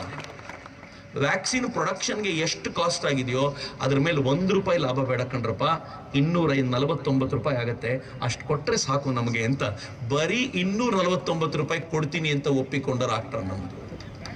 ಚಪ್ಪಾಳೆ ಸ್ವಲ್ಪ ಬೇಗ ಹೊಡೆದ್ರಿ ನೀವು. ಇನ್ನೊಂದು ಕೇಳೋದಿದೆ ನಿಮ್ಗೆ, ಇನ್ನೊಂದು ಹೇಳಿದ್ರೆ ಇನ್ನೂ ಖುಷಿ ಆಗ್ತೀರಾ ನೀವು. ಆಗ ಆ ರಾಷ್ಟ್ರಗಳು ಹೇಳಿದ್ವು 249 ರೂಪಾಯಿ ಇಲ್ವಲ್ಲ. ಮೋದಿ ಏನಂದ್ರು ಗೊತ್ತಾ? ಯಾವ ರಾಷ್ಟ್ರಗಳ ಬಳಿ ವ್ಯಾಕ್ಸಿನ್ ಕೊಂಡ್ಕೊಳ್ಲಿಕ್ಕೆ ದುಡ್ಡಿಲ್ವೋ ಅವರಿಗೆ ಉಚಿತವಾಗಿ ಭಾರತ ಕೊಡುತ್ತೆ ಅಂತ ಹೇಳ್ತಲ್ಲ ಜಗತ್ತಿನ ಏಕೈಕ ರಾಷ್ಟ್ರ. ಈಗ ನನ್ಗೆ ಹೇಳ್ರಿ, ಒಂದು ಡಬ್ಬಾ ಪ್ರಾಡಕ್ಟ್ ಮೇಲೆ ಪ್ರಾಫಿಟ್ ಮಾಡಿದ್ರೆ ಜನ ಶಭಾಷ್ ಅನ್ನುವಾಗ ಜೀವ ಉಳಿಸೋ ಔಷಧಿಯನ್ನು ಉಚಿತವಾಗಿ ಕೊಡ್ತೀನಿ ಅಂದ್ರೆ ಚಪ್ಪಾಳೆ ತಡ್ತಿರಲ್ಲ ನೀವು. ಯಾಕೆ ಗೊತ್ತಾ? ಹಿಂದೂ ಸಂಸ್ಕೃತಿ ಹಂಗಿದೆ. ಜಗತ್ತಿನಲ್ಲಿ ಎಲ್ಲೆಲ್ಲಿ ಜನ ಇದ್ದಾರೋ ಅವರೆಲ್ಲರೂ ಸುಖವಾಗಿರ್ಲಿ ಅಂತ ಪ್ರಾರ್ಥಿಸುವಂತ ಜಗತ್ತಿನ ಏಕೈಕ ಸಂಸ್ಕೃತಿ ನಮ್ದು. ಆ ಕಾರಣಕ್ಕೆ ಮುಳುಬಾಗಿಲಿನ ಜನ ಚಪ್ಪಾಳೆ ಹೊಡಿತಾರೆ, ಪ್ರಾಫಿಟ್ ಬೇಕಾಗಿಲ್ಲಪ್ಪ, ನಮಗಿದು ಬೇಕು ಅಂತ. ಬರೀ ನರೇಂದ್ರ ಮೋದಿ ಮಾತ್ರ ಈ ಹಿಂದೂ ಸಂಸ್ಕೃತಿಗೆ ಬದುಕಿದವರಲ್ಲ, ಮುಳುಬಾಗಿನಲ್ಲಿ ಕೊನೆಯಲ್ಲಿ ಕೂತಿರೋ ಒಬ್ಬ ಸಾಮಾನ್ಯ ವ್ಯಕ್ತಿಯೂ ಕೂಡ ಈ ಸಂಸ್ಕೃತಿಗೆ ತಕ್ಕಂತೆ ಬದುಕ್ತಾನಲ್ಲ. ಪರಿಣಾಮ ಏನಾಯ್ತು ಗೊತ್ತಾ? ಈ ದೇಶ ಜಗತ್ತಿನ 100ಕ್ಕೂ ಹೆಚ್ಚು ರಾಷ್ಟ್ರಗಳಿಗೆ 30 ಕೋಟಿಗೂ ಹೆಚ್ಚು ವ್ಯಾಕ್ಸಿನ್ ಕಳಿಸ್ಕೊಡ್ತು, 20ಕ್ಕೂ ಹೆಚ್ಚು ರಾಷ್ಟ್ರಗಳಿಗೆ ಉಚಿತ ವ್ಯಾಕ್ಸಿನ್ ಕೊಡ್ತು, 150ಕ್ಕೂ ಹೆಚ್ಚು ರಾಷ್ಟ್ರಗಳಿಗೆ ನಾವು ಕರೋನಾ ಸಂಬಂಧಿತ ಔಷಧಿ ಕೊಟ್ವಿ. ಕೇಳೋ ರಾಷ್ಟ್ರ ಕೊಡೋ ಮಟ್ಟಿಗೆ ಬಂದ್ಬಿಡ್ತು. ಕಾಂಗ್ರೆಸ್ನವ್ರು ಗಲಾಟೆ ಮಾಡಿದ್ರು, ಎಲ್ಲ ಬೇರೆಯವ್ರಿಗೆ ಕೊಡ್ತಾ ಇದ್ದೀರಾ ನೀವು ಅಂತ. ನರೇಂದ್ರ ಮೋದಿ ಆ ಕಿರಿಕಿರಿ ತಾಳ್ಲಾಗದೆ ಹೊರಗಡೆ ಕಳಿಸೋದನ್ನ ಸ್ಟಾಪ್ ಮಾಡಿಬಿಟ್ರು. ಆಗ ಬ್ರೆಜಿಲ್ನವರು ಗಲಾಟೆ ಮಾಡಿದ್ರು, ನಮಗೆ ನೀವು ಕಳಿಸ್ಕೊಡ್ತೀರಾ ಅಂತ ಕೈ ಚಾಚ್ಕೊಂಡು ಕಾಯ್ಕೊಂಡು ಕೂತಿದ್ವಿ, ನೀವು ನೋಡಿದ್ರೆ ಸ್ಟಾಪ್ ಮಾಡಿಬಿಟ್ರಿ. ಈಗ ನಮ್ಮ ಜನರ ಜೀವದ ಮೇಲೆ ನಿಮ್ ಕಾಳಜಿನೇ ಇಲ್ವಾ ಅಂತ ಕೇಳಿದಾಗ ತುಂಬಾ ಬೇಸರದಿಂದ ನರೇಂದ್ರ ಮೋದಿ ಏನ್ ಮಾಡಿದ್ರು, ಆಯ್ತು ನಾನು ಕಳಿಸ್ತೀನಿ ಅಂತ ಒಂದು ಕನ್ಸೈನ್ಮೆಂಟ್ ಕಳಿಸ್ಕೊಟ್ರು. ಇಂಟ್ರೆಸ್ಟಿಂಗ್ ಸ್ಟೋರಿ ಇದು. ಮೇಲಿನ ಚಿತ್ರ ಇದೆಯಲ್ಲ, ವಿಮಾನದಲ್ಲಿ ಮೊದಲನೇ ಕನ್ಸೈನ್ಮೆಂಟ್ ಹೋಯ್ತು ಅವರಿಗೆ. ಆ ಕನ್ಸೈನ್ಮೆಂಟ್ ಹೋದ ತಕ್ಷಣ ಅಲ್ಲಿನ ಅಧ್ಯಕ್ಷ ಬೋರ್ಸೆಲಾರೋ ಏನಂತ ಟ್ವೀಟ್ ಮಾಡಿದ ಗೊತ್ತಾ? 2ನೇ ಚಿತ್ರ ಏನ್ ಕಾಣ್ತಾ ಇದೆ ಟ್ವೀಟ್ ಮಾಡಿದ. ಆ ಚಿತ್ರದಲ್ಲಿ ಏನಿದೆ ಗೊತ್ತಾ? ಎಕ್ಸ್ಪ್ಲೈನ್ ಮಾಡ್ತೀನಿ. ಆ ಕಡೆ ನೋಡಿ, ಸಂಸ್ಕೃತದಲ್ಲಿ ಮತ್ತು ಇಂಗ್ಲಿಷ್ ನಲ್ಲಿ ಧನ್ಯವಾದ ಭಾರತ್ ಅಂತ ಬರೆದಿದ್ದಾರೆ. ಕೆಳಗಡೆ ಬ್ರೆಜಿಲ್ನಲ್ಲಿ ಒಬ್ರಿಗಾಡೋ ಇಂಡಿಯಾ ಅಂತ ಬ್ರೆಜಿಲಿಯನ್ ಭಾಷೆಯಲ್ಲಿ ಬರೆದಿದ್ದಾರೆ. ಇನ್ನು ಮುಗ್ದಿಲ್ಲ. ಆ ಚಿತ್ರದ ಈ ಭಾಗದಲ್ಲಿ ಭಾರತ ಇದೆ, ಆ ಭಾಗದಲ್ಲಿ ಬ್ರೆಜಿಲ್ ಇದೆ, ಮಧ್ಯ ಸಂಜೀವಿನಿ ಪರ್ವತ ಹೊತ್ತ ಆಂಜನೇಯ ಭಾರತದಿಂದ ಬ್ರೆಜಿಲ್ಗೆ ಹಾರುವಂತ ಚಿತ್ರ ಟ್ವೀಟ್ ಮಾಡಿದ್ದಾರೆ. ನೀವು ಬೇಕಿದ್ರೆ ಅವನ ಅಕೌಂಟಿಗೆ ಹೋಗಿ, ಟ್ವಿಟರ್ ಅಕೌಂಟಿಗೆ ಹೋಗಿ ನೋಡಿದ್ರೆ ಗೊತ್ತಾಗುತ್ತೆ. ಬರೀ ಸಂಜೀವಿನಿ ಪರ್ವತ ಅಷ್ಟೇ ಇಟ್ಟಿಲ್ಲ, ಅದ್ರ ಮೇಲೆ ಒಂದು ಸಿರಿಂಜ್ ಇಟ್ಟು ಏನ್ ಹೇಳಿದ್ದಾರೆ ಅಂದ್ರೆ, ಈಗ ಸಂಜೀವಿನಿ ಸ್ವಲ್ಪ ಬೇರೆ ಆಗಿದೆ, ಸಿರಿಂಜ್ ರೂಪದಲ್ಲಿ ಬ್ರೆಜಿಲ್ಗೆ ಬರ್ತಿದೆ ಅಂತ. ಏನ್ರಿ ಈ ದೇಶದ ಪ್ರಧಾನಿ ಏನ್ ಮಾಡ್ಬಿಟ್ಟ ಪುಣ್ಯಾತ್ಮ. ಮಿತ್ರ, ನನಗೆ ಖುಷಿ ಏನು ಗೊತ್ತಾ, ಬ್ರೆಜಿಲ್ ಎಲ್ಲಿವರೆಗೂ ಬದುಕಿರುತ್ತೋ ಅಲ್ಲಿವರೆಗೂ ಬ್ರೆಜಿಲ್ನ ಇತಿಹಾಸಕಾರರು ಪಠ್ಯ ಪುಸ್ತಕದಲ್ಲಿ ಬರೀತಾರೆ, 2020ರ ದಶಕದಲ್ಲಿ ನಮ್ ಜೀವ ಉಳಿಸಿದ ರಾಷ್ಟ್ರ ಭಾರತ, ಅದನ್ನ ನಾವು ಯಾವತ್ತೂ ಮರಿಬಾರದು ಅಂತ ನಮ್ಮ ಬಗ್ಗೆ 4 ಗೌರವದ ಮಾತನಾಡ್ತಾರಲ್ಲ, ಅದಕ್ಕೆ ಕಾರಣವಾಗಿದ್ದು ಈ ದೇಶದ ಪ್ರಧಾನಿ. ಮಿತ್ರ, ಈ ದೇಶದ ಪ್ರಧಾನಿ ಎಷ್ಟೆಲ್ಲ ಮಾಡಿದ್ದಾರೆ ಅಂತ ನಾನು ಹೇಳ್ತಾ ಹೋದ್ರೆ ಅಸಂಖ್ಯವಾಗುತ್ತೆ. ಆದ್ರೆ ಎಲ್ಲಕ್ಕಿಂತ ಸುಂದರವಾಗಿರುವಂತ ಸಂಗತಿ ಇದು, ನಂಗೆ ಬಹಳ ಹಿಡಿಸಿರುವಂತ ಸಂಗತಿ ನಿಮ್ ಜೊತೆ ಹಂಚ್ಕೊಳ್ತೀನಿ ನಾನು. ಇದನ್ನ ಸ್ಟ್ರಿಂಗ್ ಆಫ್ ಪರ್ಲ್ಸ್ ಅಂತ ಕರೀತಾರೆ. ಪರ್ಲ್ ಅಂದ್ರೆ ಮುತ್ತು, ಸ್ಟ್ರಿಂಗ್ ಅಂದ್ರೆ ಹಾರ, ಮುತ್ತಿನ ಹಾರ ಅಂತ. ಚೀನಾದವರು ನಮ್ಗೊಂದು ಮುತ್ತಿನ ಹಾರ ಹಾಕಿದ್ದಾರೆ ಎಂತಿದ್ರೆ ಅರ್ಥ. ಆ ಚಿತ್ರದಲ್ಲಿ ನೋಡಿ, ಪಾಕಿಸ್ತಾನ ಅಂತ ಗ್ರೀನ್ ಕಲರ್ ಕಾಣುತ್ತಲ್ಲ, ಪಾಕಿಸ್ತಾನದಲ್ಲಿ ಚೀನಾ ಒಂದು ಬಂದರು ಮಾಡಿದೆ. ಅದನ್ನ ಗ್ವಾದಾರ್ ಪೋರ್ಟ್ ಅಂತ ಕರೀತಾರೆ, ಗ್ವಾದಾರ್ ಬಂದರು. ಈ ಬಂದರಲ್ಲಿ ಪಾಕಿಸ್ತಾನ ಏನ್ ಮಾಡಿದೆ ಗೊತ್ತಾ, ಚೆನ್ನಾಗಿ ಡೆವಲಪ್ ಮಾಡಿ ತಾನು ತನ್ನ ಹಡಗುಗಳನ್ನ ನಿಲ್ಸಿರ್ತೀನಿ, ಭಾರತದ ಗುಜರಾತಿನಿಂದ ಯಾವ ಹಡಗು ಮೂವ್ಮೆಂಟ್ ಆದ್ರೂ ಅದರ ಮೇಲೆ ಗಮನ ಇಟ್ಟಿರ್ತೀನಿ, ನಮ್ ಜೊತೆ ತಂಟೆ ಮಾಡಬೇಡಿ ಅಂತ ಎಚ್ಚರ ಕೊಡ್ಲಿಕ್ಕೆ. ಅದರ ಬಲಿ ಅಲ್ಲಿ ಮಾತ್ರ ಅಲ್ಲ, ಕೆಳಗಡೆ ಮಾಲ್ಡೀವ್ಸ್ ನಲ್ಲಿ ವ್ಯವಸ್ಥೆ ಮಾಡಿಟ್ಟಿದ್ದಾರೆ. ಶ್ರೀಲಂಕಾದ ಮೇಲೆ ತಮ್ಮ ಪ್ರಭಾವವನ್ನು ಇಟ್ಕೊಂಡು ಹಂಬನ್ ತೋಟ ಅನ್ನುವಂತ ಪೋರ್ಟ್ ನ ಬಂದರನ್ನ ಅಲ್ಲಿ ಡೆವಲಪ್ ಮಾಡ್ಕೊಂಡ್ರು. ಬಾಂಗ್ಲಾದೇಶದಲ್ಲಿ ಚಿತ್ತಗಾಂಗ್ ಪೋರ್ಟ್ ಅನ್ನು ಡೆವಲಪ್ ಮಾಡಿದ್ರು. ಆನಂತರ ನೀವು ಹೀಗೆ ಹೋದ್ರೆ ಮಲೇಷಿಯಾದಲ್ಲಿ ಇರ್ಬೋದು, ಸಿಂಗಾಪುರದಲ್ಲಿ ಇರ್ಬೋದು, ಅಲ್ಲೆಲ್ಲ ತಮ್ಮ ಪ್ರಭಾವವನ್ನು ಇಟ್ಕೊಂಡು ಭಾರತದ ಸುತ್ತಲೂ ಮುತ್ತಿನ ಹಾರ ಹಾಕಿ ಕೂರಿಸಿದ್ರು. ನೀವು ಸ್ವಲ್ಪ ಮಿಸ್ ಕಾಡಿದ್ರೆ ಅಟ್ಯಾಕ್ ಮಾಡ್ಲಿಕ್ಕೆ ನಾನು ರೆಡಿಯಾಗಿದ್ದೀನಿ ಅಂತ ಮುತ್ತಿನ ಹಾರ ಅಲ್ಲ ಮಿತ್ರರೇ, ಅದು ಕೊರಳಿಗೆ ಉರುಳು ಹಾಕಿ ಕೂರಿಸಿದ್ರು. ನಮ್ಮವ್ರು ಏನು ಮಾಡ್ಲಿಲ್ಲ ರೀ. ಸ್ವಲ್ಪ ಮಟ್ಟಿಗೆ ಅಟಲ್ ಬಿಹಾರಿ ವಾಜಪೇಯಿ ಅವರು ಒಂದಷ್ಟು ಪ್ರಯತ್ನ ಪಟ್ಟರು, ಅದು ಬಿಟ್ರೆ ಆನಂತರ ಬಂದ ಕಾಂಗ್ರೆಸ್ ಗವರ್ಮೆಂಟ್ ಚೀನಾಕ್ಕೆ ಶರಣಾಗತವಾಗಿ ಕೂತಿತ್ತು. ಅದಾದ ನಂತರ ಮೋದಿ ಬಂದ್ರಲ್ಲ, ಸುಮ್ಮನಿರ್ಲಿಕ್ಕಾಗತ್ತೇನು? ಮೋದಿ ಏನ್ ಮಾಡಿದ್ರು ಗೊತ್ತಾ? ನನ್ಗೆ ಯಾಕೆ ಮೋದಿ ಇಷ್ಟ ಅಂದ್ರೆ ಈ ಕಾರಣಕ್ಕೆ. ಮೋದಿ ಬಂದ್ಮೇಲೆ ಅವ್ರು ಮುತ್ತಿನ ಹಾರ ಹಾಕಿದ್ರು, ಇವ್ರ ನೆಕ್ಲೆಸ್ ಆಫ್ ಡೈಮಂಡ್ ಹಾಕಿದ್ರು, ಡೈಮಂಡ್ ನೆಕ್ಲೆಸ್ ವಾಪಸ್ ಹಾಕಿದ್ರು. ಡೈಮಂಡ್ ನೆಕ್ಲೆಸ್ ಹೆಂಗ್ ಹಾಕಿದ್ರು ಅಂತ ತೋರಿಸ್ತೀನಿ ನಾನು ನಿಮ್ಗೆ. ಅವರು ಪಾಕಿಸ್ತಾನದಲ್ಲಿ ಬಂದರು ಮಾಡಿದ್ರಲ್ಲ, ಪಾಕಿಸ್ತಾನಕ್ಕೆ ಎದುರಾಗಿರುವಂತ ಇರಾನ್ ನಲ್ಲಿ ಅಟಲ್ಜಿ ಶುರು ಮಾಡಿದ ಕೆಲಸವನ್ನ ಮೋದಿ ಕಂಪ್ಲೀಟ್ ಮಾಡಿದ್ರು.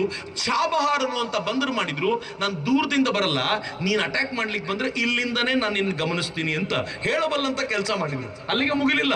ಒಮನ್ ಅನ್ನುವಂತ ರಾಷ್ಟ್ರದಲ್ಲಿ ದುಕ್ಮ್ ಅನ್ನುವಂತ ಒಂದು ಪೋರ್ಟ್ ಅನ್ನು ಡೆವಲಪ್ ಮಾಡಿದ್ರು. ಒಮನ್ಗೂ ನರೇಂದ್ರ ಮೋದಿ ಅವ್ರಿಗೂ ಘನಿಷ್ಠವಾಗಿರುವಂತ ಸಂಬಂಧ.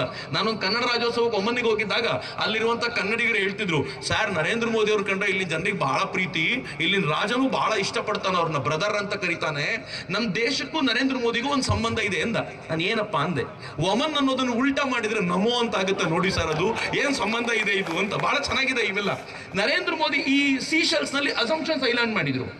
ಇಡೀ ಶ್ರೀಲಂಕಾ ಅಂತ ತಮ್ಮ ತೆಕ್ಕೆಗೆ ತೆಗೆದುಕೊಂಡ್ರು. ಶ್ರೀಲಂಕಾ ಕ್ರೈಸಿಸ್ಗೆ ಹೋಗಿದ್ದಾಗ $4.5 ಬಿಲಿಯನ್ ಸಾಲ ಕೊಟ್ಟಿದ್ದು ಭಾರತ. ಸಾಲ ಕೊಟ್ಟ ಮೇಲೆ ಶ್ರೀಲಂಕಾ ಏನ್ ಹೇಳುತ್ತೆ ಗೊತ್ತಾ, ಹಂಬನ್ ತೋಟ ಪೋರ್ಟ್ ಅಲ್ಲ, ಶ್ರೀಲಂಕಾದ ಹತ್ರಕ್ಕೂ ಚೀನಾ ಬಿಡಲ್ಲ ಅಂತ ಶ್ರೀಲಂಕಾ ನಮ್ ಕಡೆಗೆ ಬಂದಾಯ್ತು. ನಿಧಾನವಾಗಿ ನರೇಂದ್ರ ಮೋದಿ ಅವರು ಇಂಡೋನೇಷ್ಯಾದಲ್ಲಿ ಪೋರ್ಟ್ ಡೆವಲಪ್ ಮಾಡಿದ್ರು, ಸಿಂಗಾಪುರದಲ್ಲಿ ಚಂಗಿ ಪೋರ್ಟ್ ಅನ್ನು ಡೆವಲಪ್ ಮಾಡಿದ್ರು. ಆ ಕಡೆ ಜಪಾನ್ಗೆ ಚೀನಾ ಕಂಡ್ರೆ ಆಗೋದಿಲ್ಲ, ಅದಕ್ಕಾಗಿ ಜಪಾನ್ ಜೊತೆ ಸಂಬಂಧವನ್ನು ಬೆಳೆಸ್ಕೊಂಡ್ರು. ಮಂಗೋಲಿಯಾದಲ್ಲಿ ಅವ್ರು ಅಲ್ಲಿಗೆ ಹೋಗಿ ಅಲ್ಲಿ ತಮಗೆ ಬೇಕಾಗಿರುವಂತ ವ್ಯವಸ್ಥೆಯನ್ನು ಮಾಡಿಕೊಂಡು ಚೀನಾ ಸುತ್ತಲೂ ಒಂದು ಉರುಳನ್ನು ಹಾಕಿ, ನೀನು ಹಾರ ಹಾಕು, ನಾನು ಡೈಮಂಡ್ ನೆಕ್ಲೆಸ್ ಹಾಕ್ತೀನಿ, ನೀನ್ ತಂಟೆ ಮಾಡಿದ್ರೆ ಹೆಂಗೆ ಎದುರಿಸಬೇಕು ಅಂತ ನಮ್ಗೆ ಗೊತ್ತಿದೆ ಅಂತ ಎಚ್ಚರಿಕೆ ಕೊಟ್ರಲ್ಲ, ಇದು ನರೇಂದ್ರ ಮೋದಿ ಮಾಡಿದ ಕೆಲಸ. ಮಿತ್ರ, ಇವತ್ತು ಹೆಂಗಾಗಿದೆ ಗೊತ್ತೇನು? ಚೀನಾನ ಎದುರಿಸಬಲ್ಲಂತ ಸಾಮರ್ಥ್ಯ ಇರುವಂತ ಏಷ್ಯನ್ ಜಯಂಟ್ ಯಾರಾದ್ರೂ ಇದ್ದಾರಾ ಅಂತ ಕೇಳಿದ್ರೆ ನಿಸ್ಸಂಶಯವಾಗಿ ಭಾರತ ಮಾತ್ರ ಅಂತ ಇಡೀ ಜಗತ್ತು ನಮ್ಮ ಮೇಲೆ ರಿಲೈ ಆಗಬಲ್ಲಂತ ವ್ಯವಸ್ಥೆ ಮಾಡಿದ್ದು ನರೇಂದ್ರ ಮೋದಿ. ಆ ಕಾರಣಕ್ಕೆ ನಂಗೆ ನರೇಂದ್ರ ಮೋದಿ ಇಷ್ಟ ಆಗ್ತಾರೆ. ಇವತ್ತಾನೇ ಅಮೆರಿಕಾದ ಒಂದು ರಿಪೋರ್ಟ್ ಬಂದಿದೆ, ಗೊತ್ತಿಲ್ಲ ನಂಗೆ ಹಿಂಗೆ ಆಗತ್ತೋ ಇಲ್ವೋ ಅಂತ. ಅಮೆರಿಕ ಏನ್ ಹೇಳಿದೆ ಅಂತಂದ್ರೆ, ಸದ್ಯದಲ್ಲೇ ಚೀನಾ ಮತ್ತು ಭಾರತದ ಯುದ್ಧ ಆಗಬಹುದು ಅಂತ. ಆದ್ರೆ ಯುದ್ಧ ಯಾವತ್ತೂ ನಡೆಯಲ್ಲ. ಯಾಕೆ ಅಂತಂದ್ರೆ ಸಮಬಲ ಇದ್ರೆ ಯುದ್ಧ ನಡೆಯಲ್ಲ, ವೀಕ್ ಇದ್ದವ್ರ ಮೇಲೆ ಮಾತ್ರ ಮತ್ತೊಬ್ಬರು ಏರಿ ಬರೋದು. ಭಾರತ ಇವತ್ತು ಸಮಬಲವಾಗಿದೆ, ನೀನು ಬಾ ನಾನು ನೋಡ್ಕೋತೀವಿ ಅಂತ. ಎಲ್ಲಿವರೆಗೂ ಅಂತಂದ್ರೆ ಕಳೆದ 3-4 ದಿನಗಳ ಹಿಂದೆ 10,000 ಜನ ಸೈನಿಕರನ್ನ ಚೀನಾ ಬಾರ್ಡರ್ ಅಲ್ಲಿ ಭಾರತ ಕರ್ಕೊಂಡೋಗಿ ನಿಲ್ಲಿಸಿ, ನೀನ್ ತಂಟೆ ಮಾಡಿದ್ರೆ ಸರಿಯಾದ ಉತ್ತರ ಕೊಡೋದು ನನಗೆ ಗೊತ್ತಿದೆ ಅಂತ ಹೇಳುವ ಮಟ್ಟಿಗೆ ನಾವು ನಿಂತಿದ್ದೀವಲ್ಲ, ಇದು ಹೊಸ ಸಂಗತಿ ಮಿತ್ರ. ಎಲ್ಲಿವರೆಗೂ ಅಂತಂದ್ರೆ ಅಗ್ನಿ 5 ಮಿಸೈಲ್ 2 ದಿನಗಳ ಹಿಂದೆ ಆಗಿರುವಂತ ಟೆಸ್ಟಿಂಗು ಏನ್ ಗೊತ್ತೇನು? ಅಗ್ನಿ 5 ಮಿಸೈಲು ಹೊಸದಿದು. ಜಗತ್ನಲ್ಲಿ 5 ರಾಷ್ಟ್ರಗಳ ಬಳಿ ಮಾತ್ರ ಇರುವಂತ ಕೆಪಾಸಿಟಿಯಲ್ಲಿ ಒಂದು ರಾಷ್ಟ್ರ ಭಾರತ. ಒಂದು ಮಿಸೈಲ್ ಅಲ್ಲಿ ಒಂದು ವಾರೆಡ್ ಹೋಗುತ್ತೆ, ಅದು ಹೋಗಿ ಅಟ್ಯಾಕ್ ಮಾಡುತ್ತೆ. ಈಗ ನಾವೇನ್ ಮಿಸೈಲ್ ಹೊಸದಾಗಿ ತಯಾರು ಮಾಡಿದ್ದೀವೋ ಅದರಲ್ಲಿ ಒಂದು ಮಿಸೈಲ್ ಒಳಗೆ 10 ವಾರೆಡ್ ಅನ್ನು ಇಟ್ಟು ಒಂದೇ ಸಲಕ್ಕೆ 10 ಟಾರ್ಗೆಟ್ ಅನ್ನು ಹೊಡೆಯಬಲ್ಲಂತ ಸಾಮರ್ಥ್ಯ ಇರುವಂತ ಅಗ್ನಿ 5 ಮಿಸೈಲ್ ನ ಟೆಸ್ಟ್ ಮಾಡಲಾಗಿದೆ. ಜಗತ್ತಿನ 5 ರಾಷ್ಟ್ರಗಳ ಬಳಿ ಇರುವಂತ ಈ ಕೆಪಾಸಿಟಿಯಲ್ಲಿ ಒಂದು ಭಾರತ. ನರೇಂದ್ರ ಮೋದಿ ಭಾರತವನ್ನು ಹಂಗ್ ಡೆವಲಪ್ ಮಾಡಿದ್ದಾರೆ. ಹೆಂಗ್ ಬೇರೆಯವ್ರ ಕಣ್ಣು ಹಾಕ್ಲಿಕ್ಕೆ ಸಾಧ್ಯ? It is not possible. ನಂಗೆ ಬಹಳ ಜನ ಕೇಳ್ತಾರೆ, ನರೇಂದ್ರ ಮೋದಿ ಅವ್ರ ಬಗ್ಗೆ ಇಷ್ಟು ಹುಚ್ಚಿ ಯಾಕೆ ನಿನಗೆ? ದುಡ್ಡು ಕೊಡ್ತಾರ ನರೇಂದ್ರ ಮೋದಿ ಅಂತ. ತುಂಬಾ ಜನರಿಗೆ ಹಂಗೊಂದಿದೆ ರೀ. ಚಕ್ರವರ್ತಿ ಇಷ್ಟೆಲ್ಲ ಯಾಕೆ ತಿರುಗಾಡ್ತಾನೆ? ದುಡ್ಡು ಕೊಡ್ತಾರ ನರೇಂದ್ರ ಮೋದಿ ಅಂತ. ನರೇಂದ್ರ ಮೋದಿ ಅಲ್ಲ ರೀ, ಬರೆದಿಟ್ಕೊಳ್ಳಿ ಈ ಮಾತನ್ನ. ವೇದಿಕೆ ಮೇಲಿದ್ದಾರೆ, ಆಚಾರ್ಯರು ಇದ್ದಾರೆ, ಅವ್ರ ಎದುರುಗಡೆ ಹೇಳಲಿಕ್ಕೆ ಇಚ್ಛೆ ಪಡ್ತೀನಿ.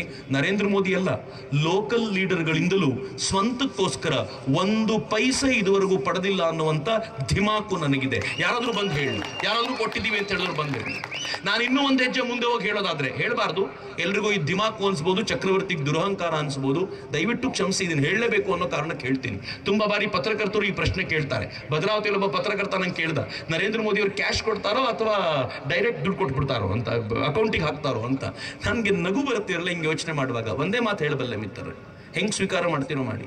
ನನ್ನ ದುಡ್ಡಲ್ಲಿ ಕೊಂಡ್ಕೊಳ್ಬಹುದಾಗಿರುವಂತ ವ್ಯಕ್ತಿ ಇದುವರೆಗೂ ಹುಟ್ಟಿಲ್ಲ ಭೂಮಿ ಮೇಲೆ ಅಂತ ನಾನು ತುಂಬಾ ಧೈರ್ಯವಾಗಿ ಹೇಳಬಲ್ಲೆ. ಇದಕ್ಕಿಂತ ಹೆಚ್ಚೇನೂ ಇಲ್ಲ. ಆದ್ರೆ ನರೇಂದ್ರ ಮೋದಿ ಅವ್ರ ಮೇಲೆ ಇಷ್ಟು ಯಾಕ್ರಿ ಪ್ರೀತಿ?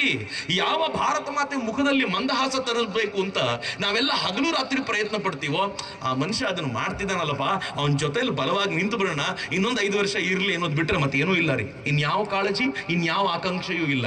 ನರೇಂದ್ರ ಮೋದಿ ಏನ್ ಮಾಡಿದ್ದಾರೆ ಅಂತ ಕೇಳಿದ್ರೆ, ಅವನು ಎದೆ ಮಾತ್ರ 56 ಇಂಚ್ ಮಾಡ್ಕೊಂಡಿರೋದಲ್ಲ, ನನ್ನದು ಮತ್ತು ನಿಮ್ಮ ಎದೆನೂ 56 ಇಂಚ್ ಮಾಡಿದ್ದಾನೆ ಅನ್ನೋ ಕಾರಣಕ್ಕೋಸ್ಕರ ಖುಷಿಯಾಗೋದಟ್ಟೆ. ಆ ಒಂದೇ ಕಾರಣಕ್ಕೋಸ್ಕರ ನಾನು ಸುಮ್ಮನೆ ನಿಮ್ಗೆ ಹೇಳ್ಬೋದು ಅಂತಂದ್ರೆ, ಎಂಥ ದೇಶದಲ್ಲಿದ್ವಿ ಗೊತ್ತೇನು ನಾವು?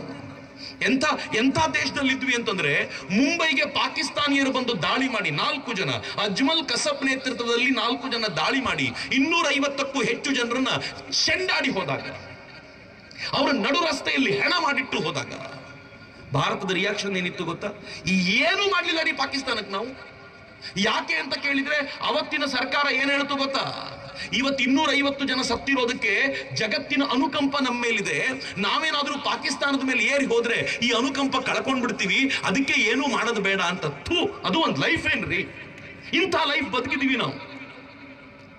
ಆದ್ರೆ ನರೇಂದ್ರ ಮೋದಿ ಪ್ರಧಾನಿ ಆದ್ಮೇಲೆ ಪಾಕಿಸ್ತಾನವನ್ನು ಟ್ರೈ ಮಾಡ್ತು. ಏನ್ ಮಾಡ್ತು ಗೊತ್ತಾ? ಉರಿಯಲ್ಲಿ ಅಟ್ಯಾಕ್ ಮಾಡ್ತು. ಅಟ್ಯಾಕ್ ಮಾಡಿ 18 ಜನ ಸೈನಿಕರನ್ನ ಕೊಲ್ತು. ನರೇಂದ್ರ ಮೋದಿ ರಿಯಾಕ್ಷನ್ ಹೆಂಗಿತ್ತು ಅಂತಂದ್ರೆ, ಸರ್ಜಿಕಲ್ ಸ್ಟ್ರೈಕ್ ಮೂಲಕ ಪಾಕಿಸ್ತಾನದ 40 ಜನರನ್ನ ಉಡಾಯಿಸಿದ್ವಲ್ಲ, ಅದು ಭಾರತದ ಕೆಪಾಸಿಟಿ. ಉಡಾಯಿಸಿ ಸುಮ್ಮನೆ ಉಡಾಯಿಸ್ತಿಲ್ಲ, ವಾಪಸ್ ಬಂದು ಪ್ರೆಸ್ನವ್ರನ್ನ ಕರೆದು ನಿನ್ನೆ ರಾತ್ರಿ 40 ಜನರನ್ನ ಉಡಾಯಿಸಿದ್ದೀವಿ, ಇನ್ನೊಂದ್ಸಲ ತಂಟೆ ಮಾಡಿದ್ರೆ ಪಾಕಿಸ್ತಾನಕ್ಕೆ ಸರಿಯಾದ ಪಾಠ ಕಲಿಸ್ತೀವಿ ಅಂತ. ಕಾಂಗ್ರೆಸ್ನವ್ರು ಏನ್ ಹೇಳಿದ್ರು ಗೊತ್ತಾ ಅವಾಗ? ಪ್ರೂಫ್ ಕೊಡಿ. ನಮ್ಮವರಂದ್ರು, ಸೈನಿಕರಂದ್ರು, ನೆಕ್ಸ್ಟ್ ಟೈಮು ಹೋಗ್ಬೇಕಾದ್ರೆ ನಿಮ್ಮನ್ನೇ ಕರ್ಕೊಂಡು ಹೋಗ್ಬಿಡ್ತೀವಿ, ನೀವು ಫ್ಯಾಕ್ಟ್ ಚೆಕ್ ಮಾಡ್ಬಿಡಿ ಅಂತ ಅಂದ್ಮೇಲೆ ಒಬ್ಬ ಕಾಂಗ್ರೆಸ್ನವ್ರು ಇದುವರೆಗೂ ರೆಡಿಯಾಗಿ ಬಂದಿಲ್ಲ. ಅದಾದ ನಂತರ ಪಾಕಿಸ್ತಾನ ಮತ್ತೇನು ತಂಟೆ ಮಾಡ್ಲಿಕ್ಕೆ ಹೋಗ್ಲಿಲ್ಲ. ನೆಕ್ಸ್ಟ್ ಮಾಡಿದ್ ಯಾವಾಗ ಗೊತ್ತಾ?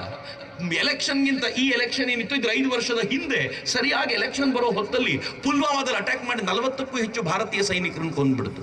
ಭಾರತದ ರಿಯಾಕ್ಷನ್ ಏನಿತ್ತು ಅಂತಂದ್ರೆ, ಪಾಕಿಸ್ತಾನದ ಒಳಗೆ 60 ಕಿಲೋಮೀಟರ್ ಹೋಗಿ ಏರ್ ಸ್ಟ್ರೈಕ್ ಮಾಡಿ ಅಲ್ಲಿನ ಜನರನ್ನು ಉಡಾಯಿಸಿ ಬಂದ್ರಲ್ಲ ಭಾರತೀಯರು, ಅದು ಭಾರತದ ಸಾಧನೆ ಅಂತ. 60 ಕಿಲೋಮೀಟರ್ ಒಳಗೆ ಹೋಗಿ 200 ಜನರನ್ನು ಉಡಾಯಿಸಿದ್ರು. ಆದ್ರೆ ಆಗೊಂದು ಘಟನೆ ನಡೀತು. ನರೇಂದ್ರ ಮೋದಿ ಅವರು ಎಂತ ಅದ್ಭುತವಾದ ವ್ಯಕ್ತಿ ಅಂತ ಹೇಳಬೇಕು ಅನ್ನೋ ಕಾರಣಕ್ಕೆ ಹೇಳ್ತೀನಿ.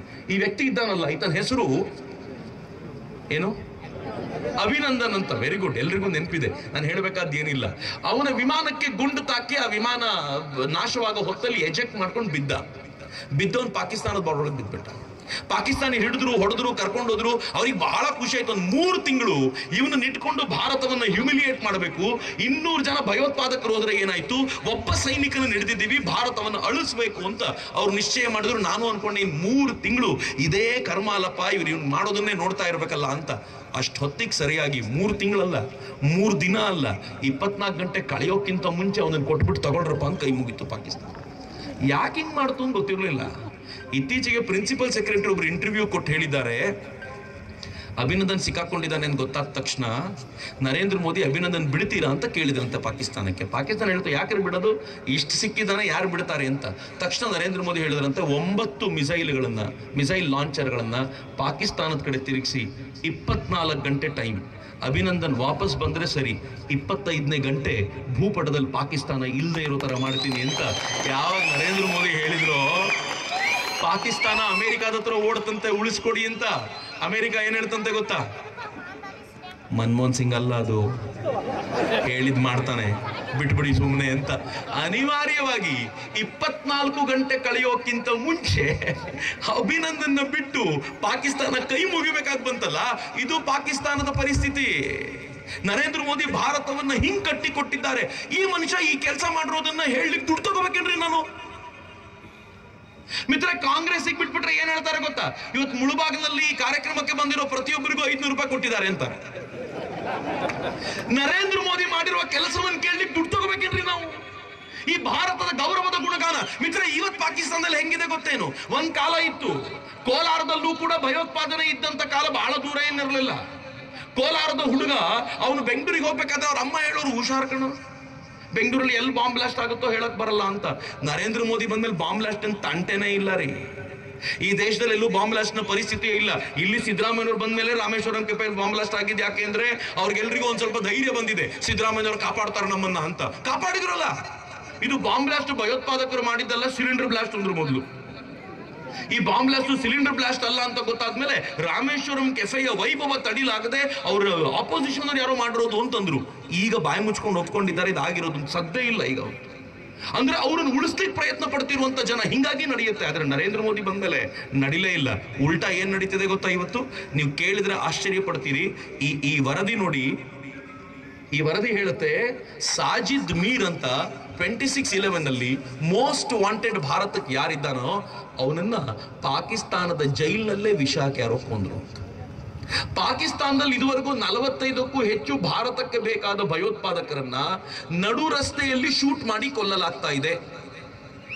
ಅವರು ವಾಕಿಂಗ್ ಮಾಡುವಾಗ, ಅವರು ಕ್ಲಿನಿಕ್ಗೆ ಹೋಗಿರುವಾಗ, ನಮಾಜ್ ಮಾಡ್ತಿರುವಾಗ ಯಾರೋ ಇಬ್ರು ಬರ್ತಾರೆ, ಡಮ್ ಅನ್ಸ್ಬಿಟ್ಟು ಹೋಗ್ತಾರೆ. ಪಾಕಿಸ್ತಾನ ಹೇಳುತ್ತೆ ಯಾರು ಮಾಡಿದ್ರು ಅಂತ ನಂಗೆ ಹಿಡಿಯೋಕೆ ಆಗ್ತಿಲ್ಲ.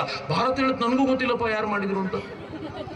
ಆದ್ರೆ ಇಷ್ಟಂತೂ ಸತ್ಯ, ಈ ಅನ್ನೋನ್ ಗನ್ಮ್ಯಾನ್ಗಳು ಹೆಂಗ್ ಕೆಲಸ ಮಾಡ್ತಿದ್ದಾರೆ ಅಂತಂದ್ರೆ, ಪಾಕಿಸ್ತಾನದಲ್ಲಿ ಭಾರತಕ್ಕೆ ಬೇಕಾದ ಭಯೋತ್ಪಾದಕರ ಹೆಂಡತಿಯರು ಅವ್ರ ಗಂಡಂದ್ರಿಗೆ ಹೇಳ್ತಿದ್ದಾರೆ, ಹೊರಗೆ ಹೋಗ್ಬೇಕಾದ್ರೆ ಹುಷಾರ್ರಿ, ಭಾರತದ ಅನ್ನೋನ್ ಗನ್ಮ್ಯಾನ್ಗಳು ಎಲ್ಲೆಲ್ಲಿ ತಿರುಗಾಡ್ತಿದ್ದಾರೋ ಗೊತ್ತಿಲ್ಲ, ನೀವು ಜೀವಂತವಾಗಿ ವಾಪಸ್ ಬರಬೇಕು ಅನ್ನೋದಷ್ಟೇ ನನ್ನ ಆಸೆ ಅಂತ ಅವ್ರು ಕೇಳಿಕೊಳ್ಳುವ ಮಟ್ಟಿಗೆ ಮಾಡಿದ್ದಾರಲ್ಲ. ಇದು ನರೇಂದ್ರ ಮೋದಿ ಭಾರತವನ್ನ ಕಟ್ಟಿರುವಂತ ರೀತಿ. ನನಗೆ ಈ ಕಾರಣಕ್ಕೆ ಹೆಮ್ಮೆ ನರೇಂದ್ರ ಮೋದಿ ಕುರಿತಂತೆ. ಹಾಗಂತ ಬರೀ ಭಾವನಾತ್ಮಕ ಸಂಗತಿಗಳಲ್ಲ, ನನಗೆ ಸಂಬಂಧಪಡದ ನಿಮಗೆ ಸಂಬಂಧಪಡದ ಸಂಗತಿಗಳಲ್ಲ.